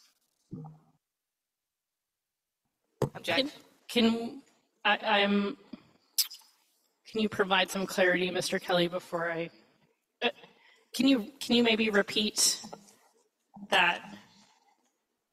I got confused when you started talking about 1C. Maybe just repeat the motion. Sure, I didn't, if I said 1C, I didn't mean to. So the top bullet of option 3 is 1D. I like 1B, which is what Ms. Hughes-Gandy's original motion, she just moved option 1B. My amendment is basically to expand that to also include the FTEs in fiscal year 26, basically assuming that we expand summer operations in fiscal year calendar year 26. If I've made things more clear or less. Let's see. Ms. Hughes-Gandy's. Thanks, Madam Chair. I was just making an objection. I'll speak briefly to it and say, appreciate where Mr. Kelly is coming from. I think my issue with this is there is, comparatively to so much else that we fund, so little in the way of backup documentations and a real, for me, something that I think is a huge policy decision. Yes, buying the gondola was a big policy decision. As Mr. Satry notes, summer operations at Eagle Crest is a very old idea. You can find it in a lot of plans. But right now, I'm here and now thinking how best to see that be done. I think we bought the gondola and now we need a lot of detail. And at the time we needed to make that motion kind of quickly, and then we'll really get elbows in deep and do a lot of work. And the board is working on this and they are meeting every month, but I also look at the board packets and I know what would make me comfortable spending this much public money.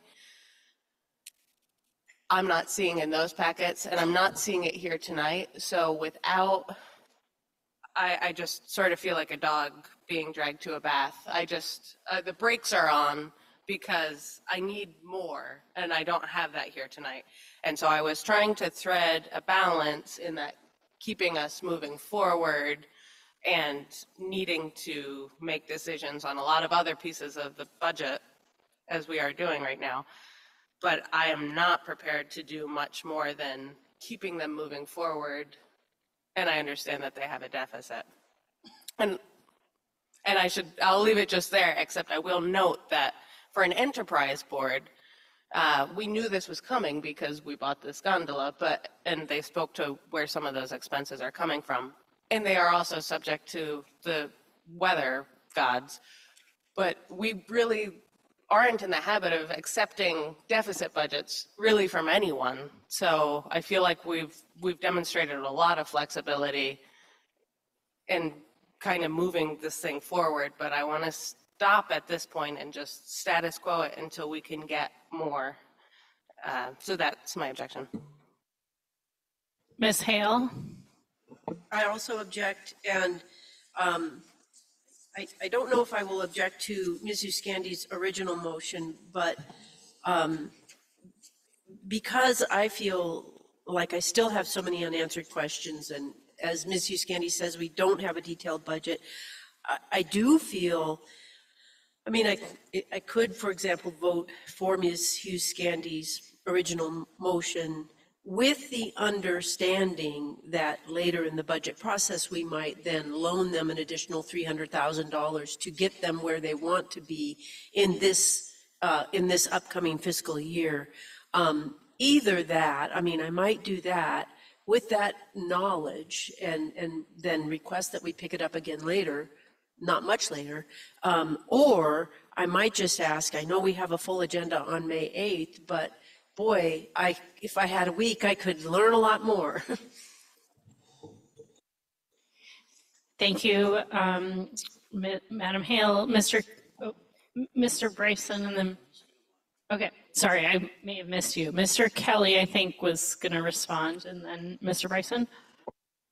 Actually, I think at this point I find myself convinced by Ms. Uscandi's and Ms. Hale, and I'll go ahead and it makes things simpler. I'll go ahead and withdraw my motion and maybe wait until we have more information to put my support behind additional FTE for fiscal year 26. Thank you, Mr. Kelly. Mr. Bryson. Go ahead. Thank you, Madam Chair. Mr. Kelly removing his amendment actually makes this a little bit easier. I really want to support Ms. Uscandi's 1B. I think that this body wants to see things still moving forward, but don't have enough of the information. I think 1B satisfies those answers. The reason why I'm really in favor of 1B because it does address a wage issue, and as an employer, what I've discovered, if you are not consistently raising wages, if you just pause raising wages for even like a season, you're instantly behind everybody else's wages. They're just raising at that fast of a rate. And if we don't help Eagle Crest at least keep up somewhat with wages, not having staff to either build or operate the gondola could be a very serious and real situation. So thank you, Ms. Uscandi's. I think this does help keep moving things forward. So I'm going to support that. Thank you, Madam Chair. I'll take a moment to support this motion. Also, I want to be clear, to the public and to our Eagle Crest partners here. Like, I am on board with the city providing a loan to help ramp up gondola services when we're ready to do that. That seems like what's needed. I just want to be sure that we know when it's going to happen, how much it's going to cost, so we're not kind of piecing that together. In addition to, the idea of an analysis of some of the revenue projections, I also want to know how much the gondola is going to cost and to install, and when that, we still don't have that information yet. So, and I'm not saying this conversation can't happen till next year. I think it happens when we're ready to make it happen. And I like that in the meantime, Misuse Candies gets us to a functional operating budget for next year by our deadline. Mr. Smith. Thank you. Just a reminder, the funding source for this motion is general fund balance. Misuse Candies is nodding her head yes to that question. Thank you. Sorry. Yes. Mr. Smith. I'm going to try an amendment to the motion, and that's to change the funding source from general fund balance to general fund, but as a loan for 0 interest for 5 years with the first year of payback in 2027. May I speak to that? I guess we kind of heard some of the, I guess I'm just a little, I'm just open. We can change a loan. This provides them the funds. We can change the loan in the future. Sure, it will reduce the fund balance in the short term, but it might just, anyway, to me, it just maybe feels like we're going to have some faith that this is going to, the analysis will be positive and all that type of stuff. We can alter those funds and we can alter the terms in the future, but it potentially, it shows that we are envisioning this project being successful, but that we will get paid back for this funds. And I think that might be maybe a little better supported by the public, possibly. Thank you, Mr. Smith. I saw Mr. Bryson's hand, and then I have a request for a brief at ease. Unfortunately, I'm going to have to object to Mr. Smith's amendment because part of this would be going to pay, like people's payroll, and taking a loan on an expense that we know we're going to make is maybe not the best business practice. I would be amenable to having part of this as a loan, but if we're doing wages, I'm not comfortable doing a loan that we know is going to apply directly to wages, which will, it will only make future operations more difficult with that debt service because of the expense. Taking on the debt to accomplish our goal of the gondola, totally within reason, but debt to make payroll is, there might be a better strategy. Thank you for the time. Thank you, Mr. Bryson. Okay, we'll take a brief at ease. 2 minutes?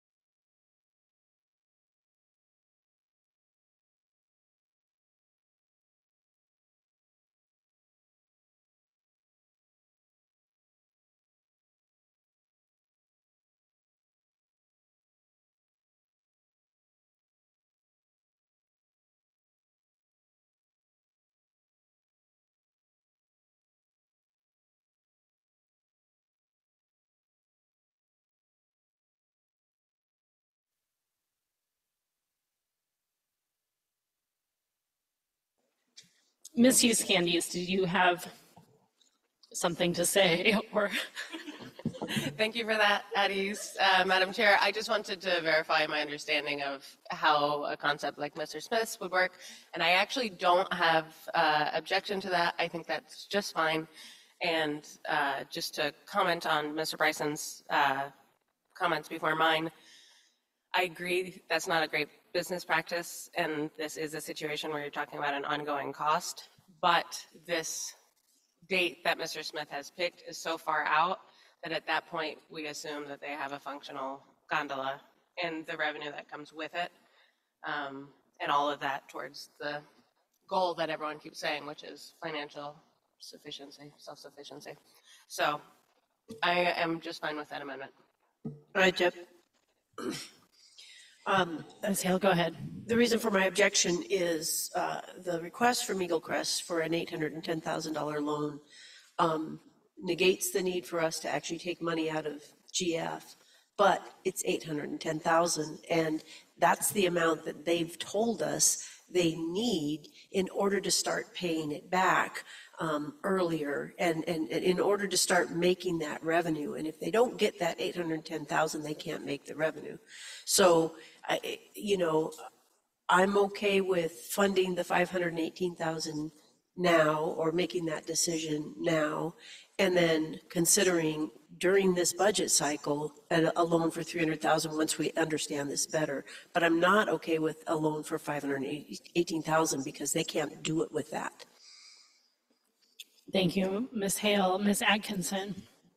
I am also going to object very much for the same reasons that Ms. Hale did. I feel like if we're going to assume in 5 years they'll have the revenues to pay it all back, then we might as well give them the full amount. I think that doing this weird sort of half loan doesn't make any sense. I understand where Mr. Smith is coming from, but I think if we're going to give them not enough to do the whole thing, we should just do it from fund balance. Ms. Hughes Candies. Thank you, Madam Chair. I will just speak to why I support this idea that I didn't touch on, and I think Ms. Hale raises a valid point. They cannot do it with this amount of money. This would not get them there. I am assuming that there will be a subsequent further investment by the Assembly. I'm just okay with doing this amount tonight, and calling it a loan I think makes more sense, because I am sure that for a gondola to actually get built, we will need to provide a larger loan or an additional subsidy, because I don't think they can get there without future Assembly. And I'm okay with doing this number now and calling it a loan, because I think we'll dial in more on what the additional delta is that we need to fill in. Ms. Hale? Thank you, Madam Chair. It's good reasoning. I think we're committed to looking at this later, but very shortly. In addition, so I will remove my objection to Mr. Smith's amendment.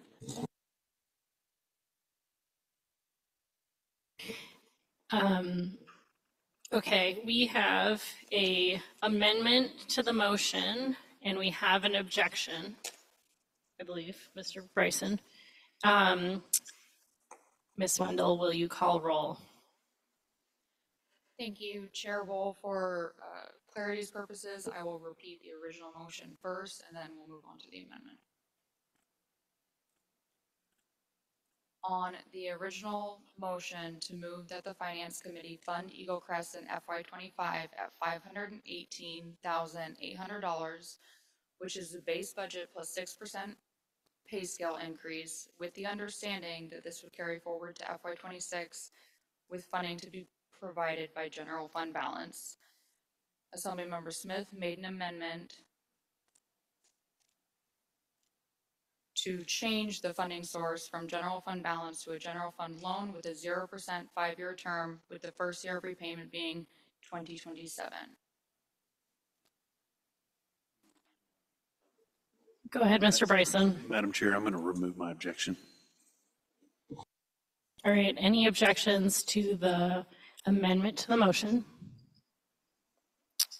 Seeing none, that brings us That amendment passes. That brings us back to the original motion. Do we have objections to the original motion? Seeing none, so moved. Staff, are you clear on what just happened? Yes. Yes, thank you. Ms. Hughes Candies. Thank you, Madam Chair. I move that we place $50,000 on the pending list for an independent analysis of business plans and revenue projections. And ask unanimous consent. Any objections? Any half objections? I don't know if I need to do this in motion, but I just want to highlight the last paragraph of the thing before the staff recommendation, saying that this analysis should coincide with a public process that provides a status update and so on. And I just want to highlight that and show my support for that part. So, but beyond that, and I don't think, anyway, that's in the thing, and I'll remove my objection. Thanks. All right, seeing no objection, that goes into the budget. That one goes into the pending list. Okay.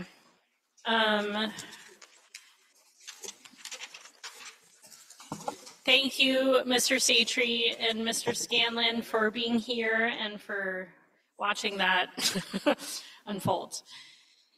There will be more soon, I am sure.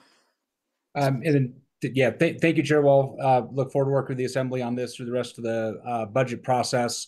And I know that Dave will be happy to provide all the backup material that some of the Assembly members have talked about tonight that they want to see. There is some pretty significant work that's been done over time. It continues to evolve, and we'll be happy to get that to you all as we work through this process. But thank you for the discussion this evening. Thank you. All right, that brings us to agenda topic 5, general obligation bond options. Madam Manager.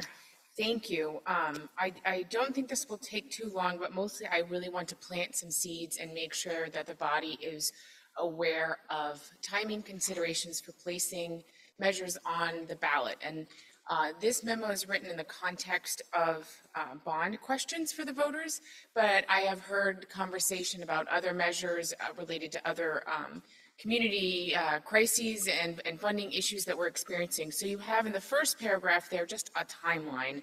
And July 1 is the absolute last date to introduce a ordinance to put something on the ballot with passage on July 29th. There's like 3 or 4 days there for a special meeting before we have to get a final proof to the printer for the ballot, but doesn't leave a lot of wiggle room. We're well in advance of that, but if you have conversations that you need to bring forward on different measures, just be aware of that timeline. The timing in the memo lays out conversation about bond projects, and the reason I want to do this today is that there's been a lot of thought about the debt service mill rate, and I just want, as you think about that and think about your strategy towards the Assembly's budget, once it was handed over to the Assembly on Monday, right? It was the manager's budget, and now it will become your budget. I want you to take that into consideration. So if there are no questions on timing, I will move on to potential bond projects. All right. So discussing with staff and manager's office, we propose 2 bond projects for this year. And the first one is the remainder of the funding for public safety communication infrastructure. You recall that there's $6 million in the manager's budget for that. So this number assumes that the Assembly adopts that recommendation. You'll see there's a little table here. We've got some available funding. We've been working on design for that. We have received congressionally directed spending from Senator Murkowski. We've got some funding in the 1%. So that total project cost of a little over $24 million, which is a huge number, requires $11.75 million in a bond request. This really is a mission critical project. There are dead zones. Our interoperability with other agencies, including state agencies, is compromised. This would make it an ALMR, Alaska Land Mobile Radio system, which means it is interoperable with the state system, and it's just a really critical project. So the second project that I am proposing to put on the bond is $10 million in water, wastewater utility improvements. And the reason we chose $10 million, there's, you know, an endless number of utility improvement projects out there, but that's about the capacity that we can manage from a staff perspective. So I would anticipate, you know, additional bond requests or capital requests for utility projects. We picked a couple of projects that are just very high on the list. One project being roofing at the JD plant, and another project to replace electrical systems at the Mendenhall plant. You know, those two plants combined serve really most of the community. There's also a small plant in Auk Bay.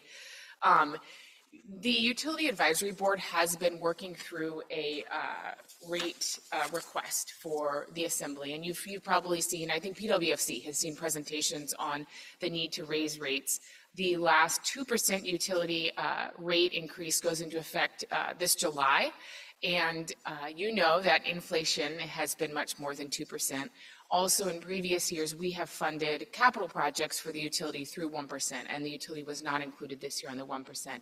All that to say that, you know, working with finance, we estimate a 3% decrease for the wastewater portion of rates for every $10 million that's offset in bond revenue or tax revenue. So every 10 million that we're not asking the ratepayers for would be a 3% reduction in the requested rate increase over a 5-year period. And I just want to know, we actually think of rates on water and wastewater. So as a person who pays my utility bill, I just think of the $135 some that I pay every month, but that would be only on the wastewater portion of the bill. So just really two pretty nuts and bolts requests to keep us moving forward in our capital needs.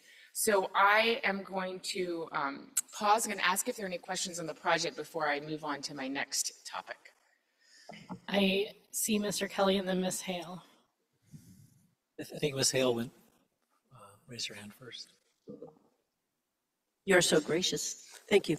Madam Manager, my brain froze on a 3% decrease of an increase.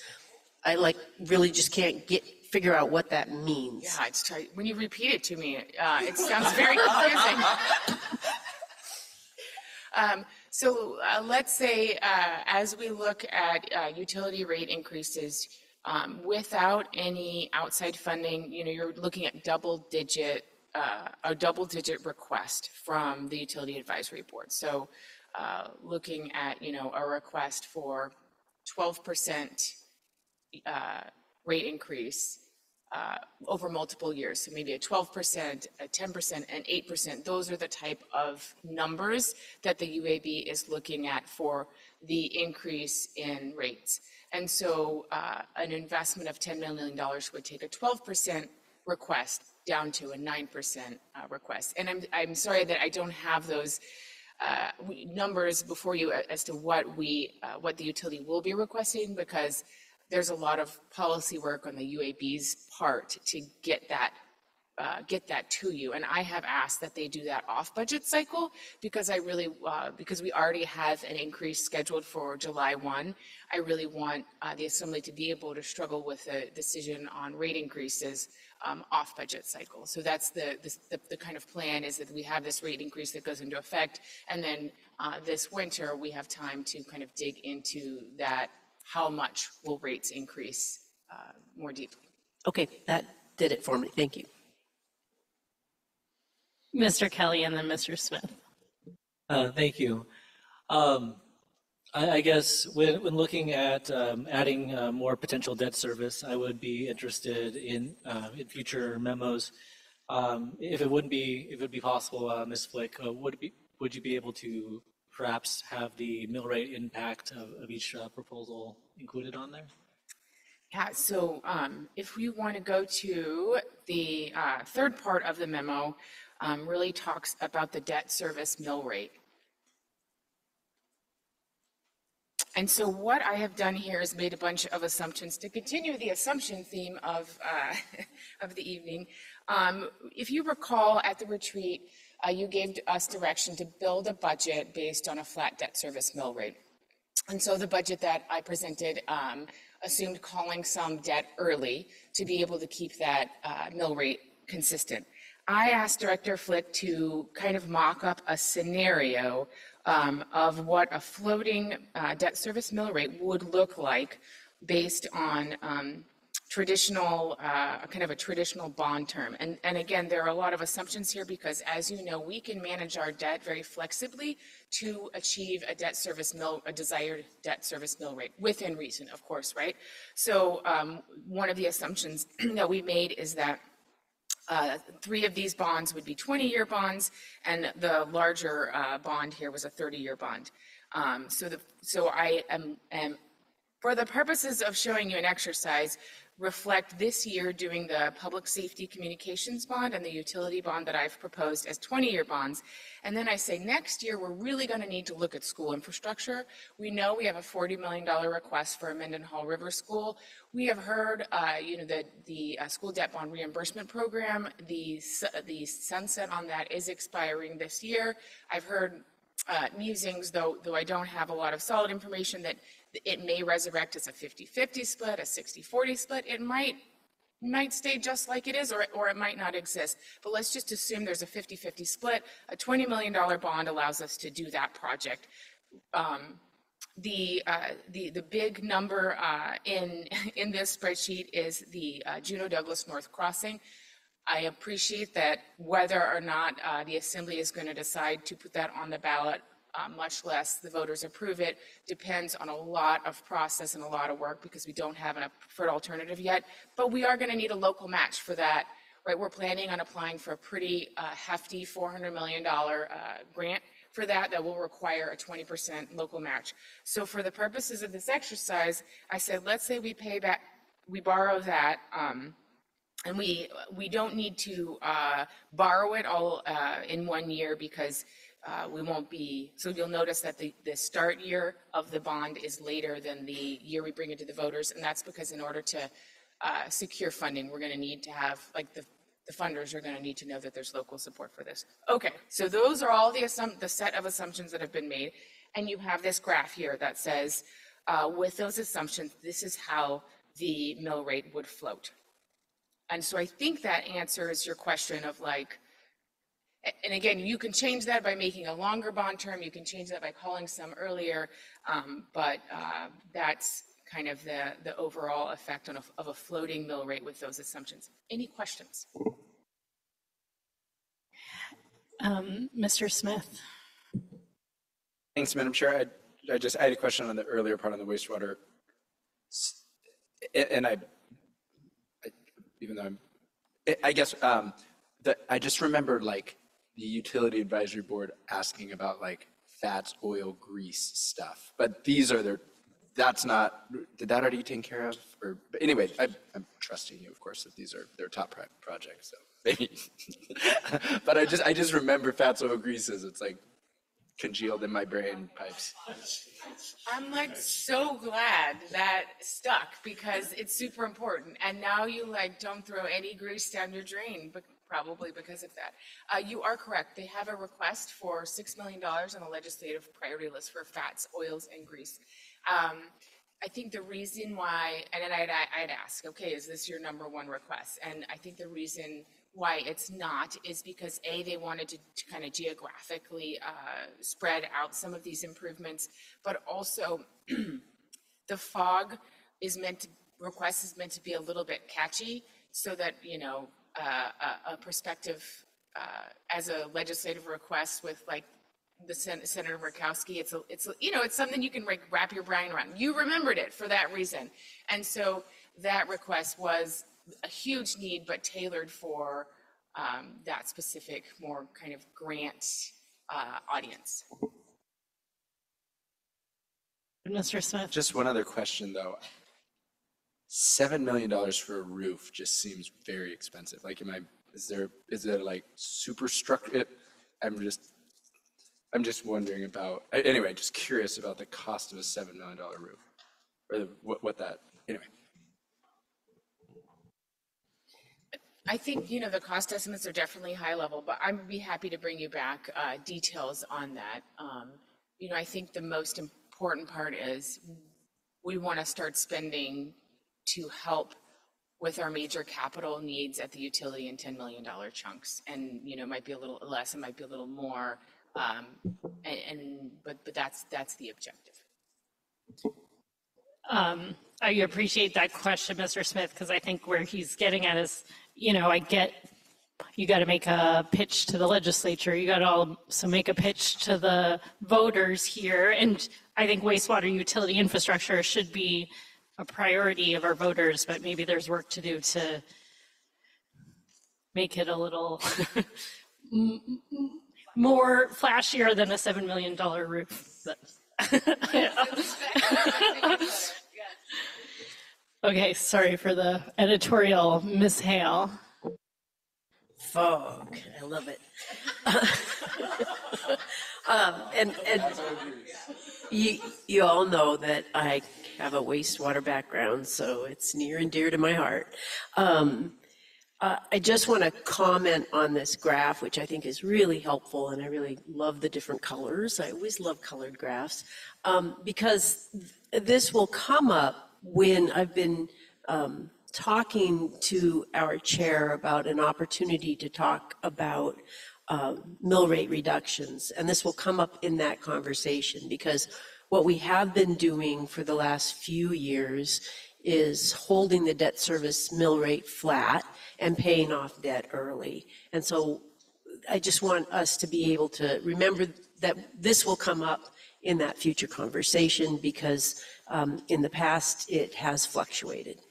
Thanks. Thank you, Ms. Hale. And definitely part of the reason we put it on the agenda tonight was just to cue people's brains into that future mill rate conversation. Mr. Smith. Sorry, I'm really hoping we can get out before the sun goes down. I've been probably antithesis to that goal, like the worst one. I guess just really briefly, the Diamond Park Field House elevator is a priority of mine, and I've mentioned to Ms. Flick, I'm looking for fund sources.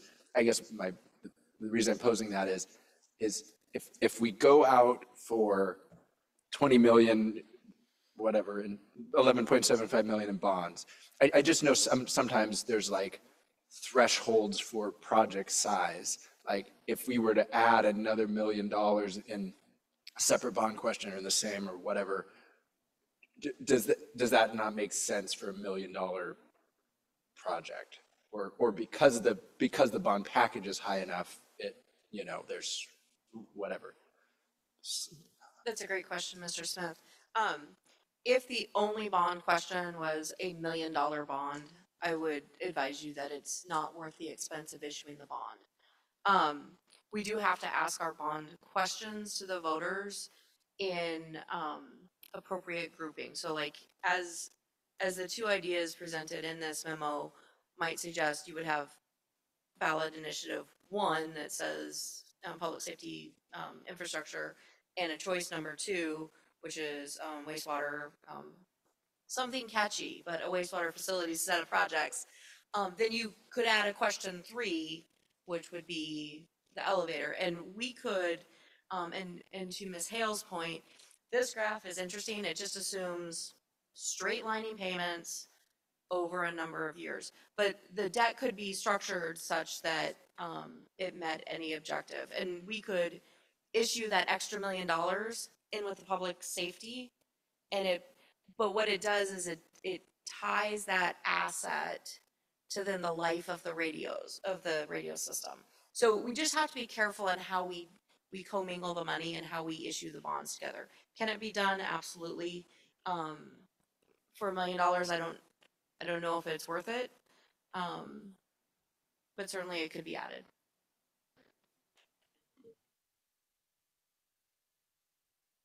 Seeing no other questions, Ms. Hale, do you have a motion or do you have a question?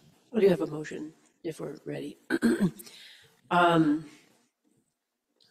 would like to move at least for purposes of discussion, I would like to move that we direct staff to do what needs to be done to initiate a bond for 11.75 million public safety communications infrastructure and 10 million in wastewater utility infrastructure.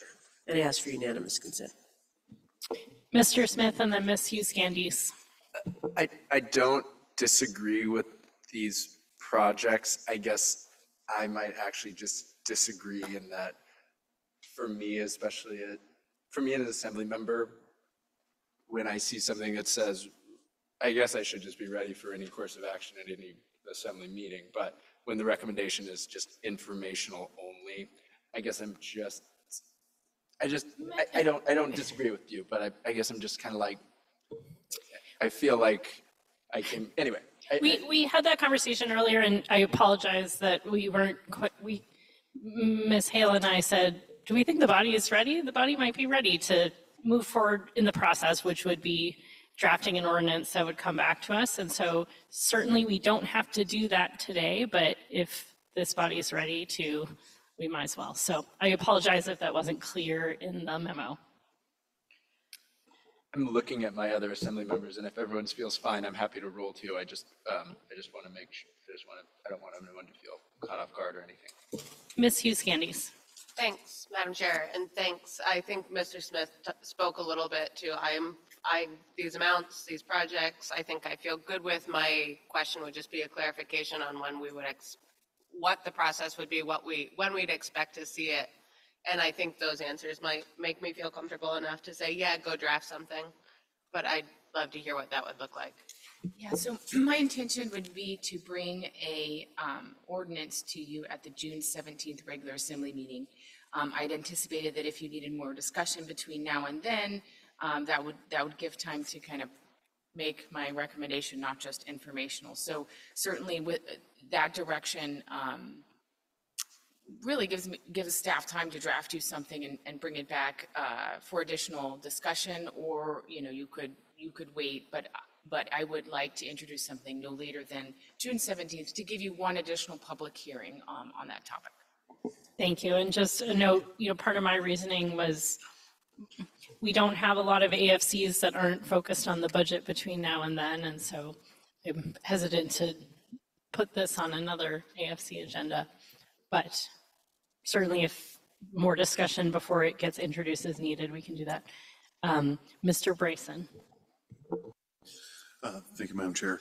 I thought we've been able to give staff direction without considering it like a vote that we've done. So we can give staff the nod that this is the direction we want to go without taking a vote. So we don't really need to take a vote right now.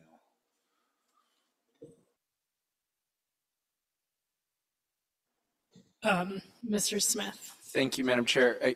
I guess I'm kind of like, so say we see that ordinance introduced on the 17th, and between now and then someone finds something else they want to add or something comes up, we'd already have an ordinance introduced with the title and an amount, right? Like, would we be able to make a change, or would we have to then reintroduce it? I guess I'm kind of like, part of me wants to say, I think I would like to see the ordinance in a full committee before it's brought in for introduction one more time. I don't know if it's a cow, and it could be, I don't think it'll be that much. I don't honestly doubt there will be that much discussion or whatever. I would like to lay my eyes on it one more time before it's set for introduction. Maybe a cow would be, something. And again, I would, if it's these projects, I probably will have very few questions, and anyway, I think it could probably move quickly. But I think that's reasonable, and I think the only thing that we would need to care for before introduction is a title that is broad enough to anticipate any changes that the assembly would have. So having that conversation let's say you want to add the elevator and 3 other things, we need to make sure the title allows for that. The public hearing does allow for you to amend, that the schedule does allow for you to amend it and have an additional public hearing. It's just that title piece. So I think bringing it to a cow is great direction, and that'll give you guys time to think about other projects you may have. Can that be considered like a friendly amendment to your motion, Madam Mayor? Yeah, I think, yeah, I don't even know if that has to amend the motion, actually, because we can just bring it to a cow. Yeah, Thank you for thank you. allowing me this time. Thanks. Great discussion. Any objections to the motion?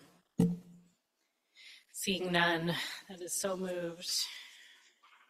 Which brings us to the last item. I'm going to suggest we power through here because there is a little bit we want to talk about here, but not a ton, I believe. Information only. There's a variety of lists and spreadsheets in the back of your packet. I think we wanted to give a little preview of, as we get closer to more substantive decisions, how we're going to be evaluating options and the tools available for that. So I'll turn over to Ms. Flick to share what she would like to share. Thank you, Chair Wall, and I recognize that I am between you and getting out of here, so we will be efficient with our time. I'll direct you to page 75 in your packet. As promised, we'll give you updates on our fund balance position at each of the AFC meetings. This has changed since the last time you've seen it, as the Gastineau Human Services Grant was introduced, and so we reflected that here as a pending item, bringing your unrestricted fund balance in the general funds to approximately $12 million, 12.3. On the following page are those other funds that you typically want to know the position of. Nothing there has changed since the last time that you looked at those. So you have it, but there are no changes. Starting on page 77, Ms. Wendell and I took the liberty, so that this was not a boring blank page, of taking all of the community requests and throwing it on the pending list. And so you will see that there. You'll see that it's organized so that we've got kind of CBJ internal items and then community requests, and our intent is to put those in order from the largest dollar amount to the smallest dollar amount, as those decisions carry more weight, obviously. One of the things that I do want to just pause for a moment to show you, let me share my screen, see if I can multitask here. This is a tool that's been used before. I don't think that you'll be surprised by it. And it is our pending list. Good, it popped up there.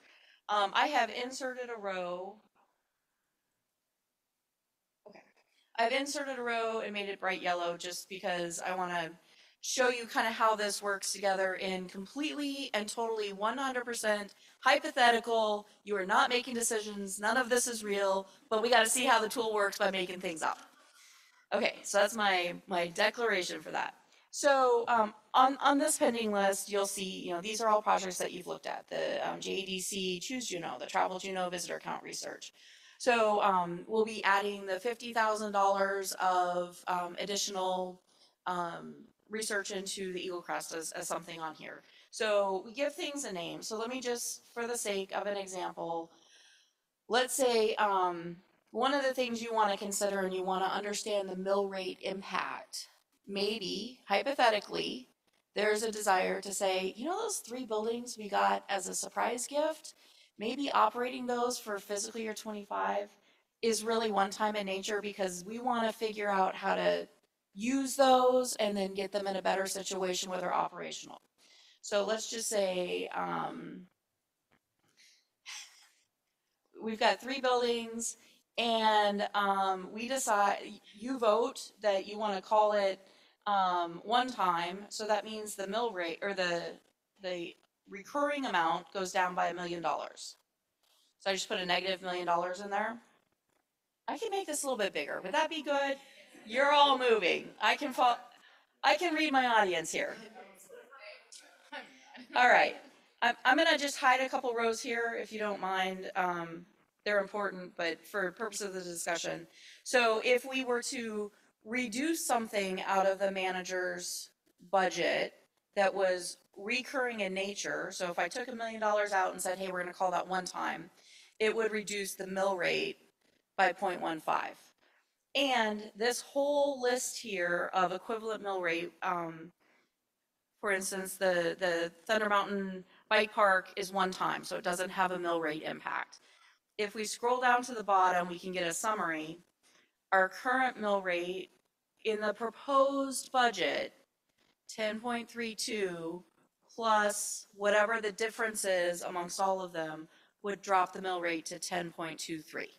So that's kind of how this tool works.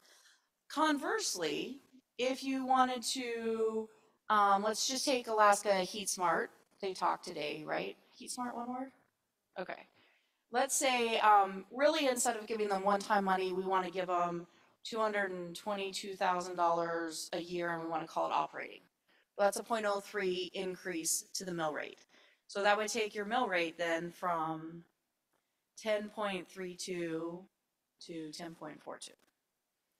Taking in everything up above. And then just to be completely and totally crazy, I'm giving my boss a chance to hit me and stop. Let's say you decide you don't want to fund any community requests, you don't want to fund anything, and you want to take 10 million of that $12 million in your fund balance and offset revenue for a year, which means next year we have to either cut $10 million or increase revenue somewhere, right? So let's just call it a $10 million one-time infusion. 10, 1, 2, 3, 1, 2, 3. That means your mill rate would drop by 1.53 and it would go to 8.86.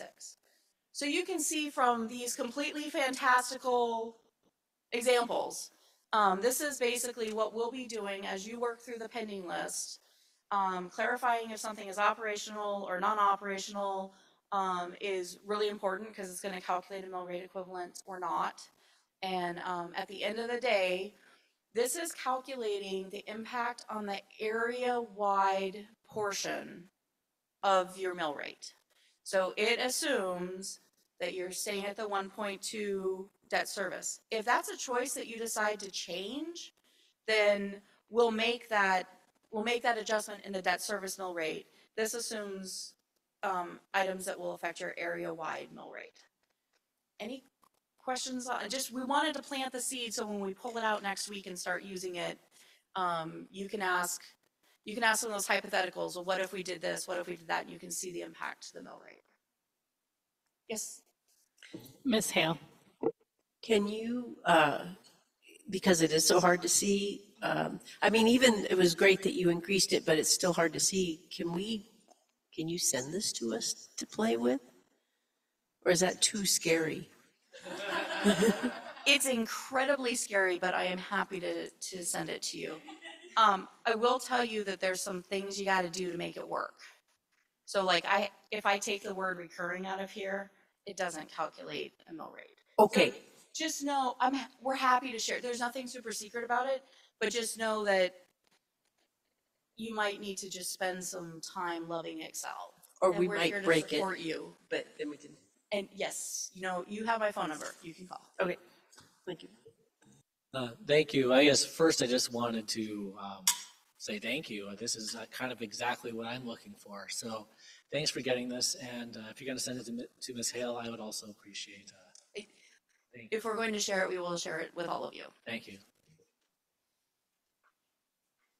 Ms. Hale. I have a question about page 75.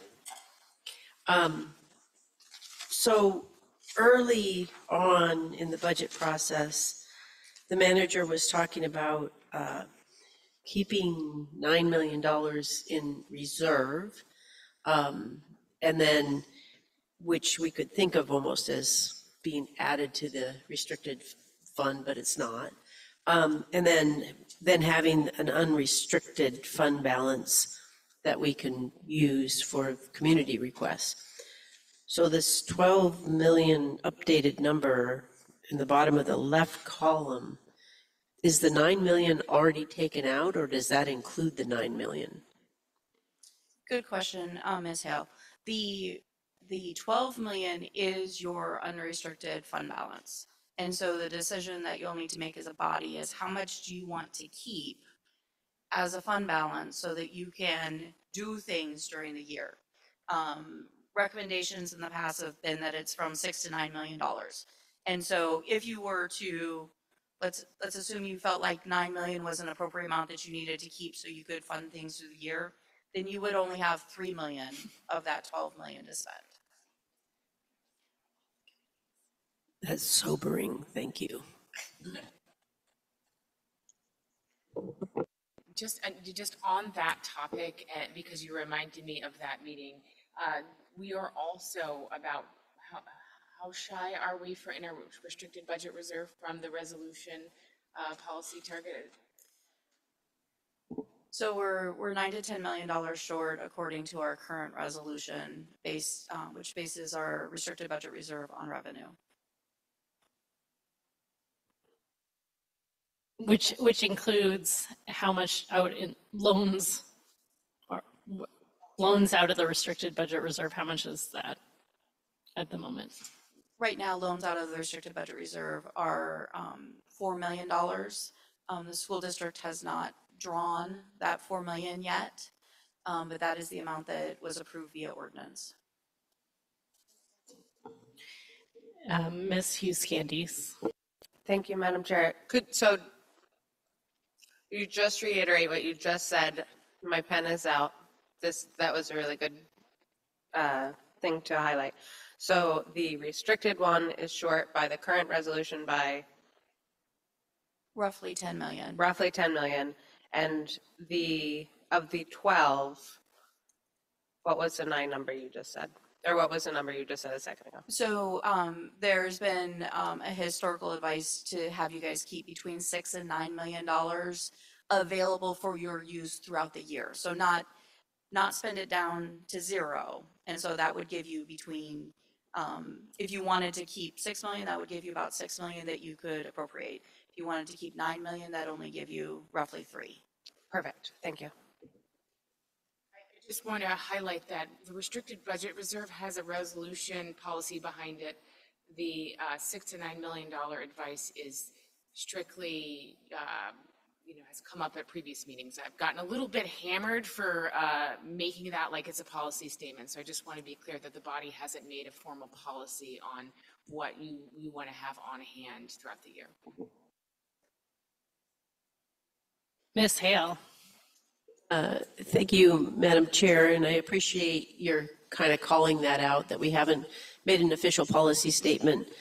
And it's just an interesting question because all the costs grew and we had inflation grew, and so now where Mr. Bryson was very keen on, inflation proofing the restricted budget reserve, the distance between the two grew by a lot, right? Like between what we needed. So in the last couple of years with that high inflation, so it's something to be thinking about, maybe not this year, but the future, just starting to build that back up again. But also on the topic of how much we keep in reserve, I'm hoping we can have a pretty serious conversation about that this year because we do have the restricted budget reserve. So, thanks. This is super helpful conversation. We wanted to make sure people felt ready to start making substantive decisions next week. And so I would just remind folks, I know when you get the budget book, there's like a ton in there, but this is a good week to make sure you got the big picture and staff are available to answer questions, if not.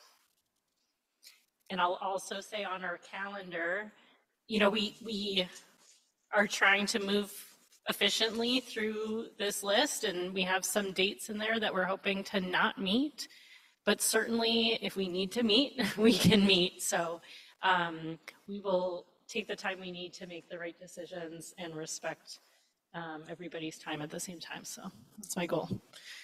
Ms. Flick. And if I may, with regards to your calendar, which is on page 79, there are a couple of changes that we made. And we did that to let the public know, that we may be ready to take on some of these decisions next week rather than spreading it out. So we took items off of May 15th and pushed them to May 8th. That doesn't mean that we have to get through them all, but we anticipate hopefully not having to spend a ton of time on any increments from the manager's perspective. I know there's been a couple of people who've reached out with CIP amendments. By the way, let me know if you have any tonight so we can get something together for you for a packet tomorrow, hopefully, so you have something to read before next Wednesday. The school district, which is the first two items on your pending list, we'll need to deal with those next week. And then the passenger fee plan, any adjustments for that in the school district and the passenger fee, and I believe also the CIP are actually for action to move those forward for your official action on June 3rd, and then working through the pending list as much as we can. And if we don't need to use the 15th, that's great. If we do need to push things onto the 15th, or if we feel like there's just a few left and we want to pick up the pending list on the 22nd and then do the rest of those discussions and decisions on the 22nd. But that's why we move those forward from the 15th up to the 8th, so that you could kind of wrap your brain around what we may be able to accomplish, and the public would also know. Any other questions for staff on the information items or the big picture of where we're going? Great. Yeah, thank you so much for putting all this together. That brings us to our next meeting date, as we said, May 8th, next Wednesday at 5:30. And with that, we are adjourned.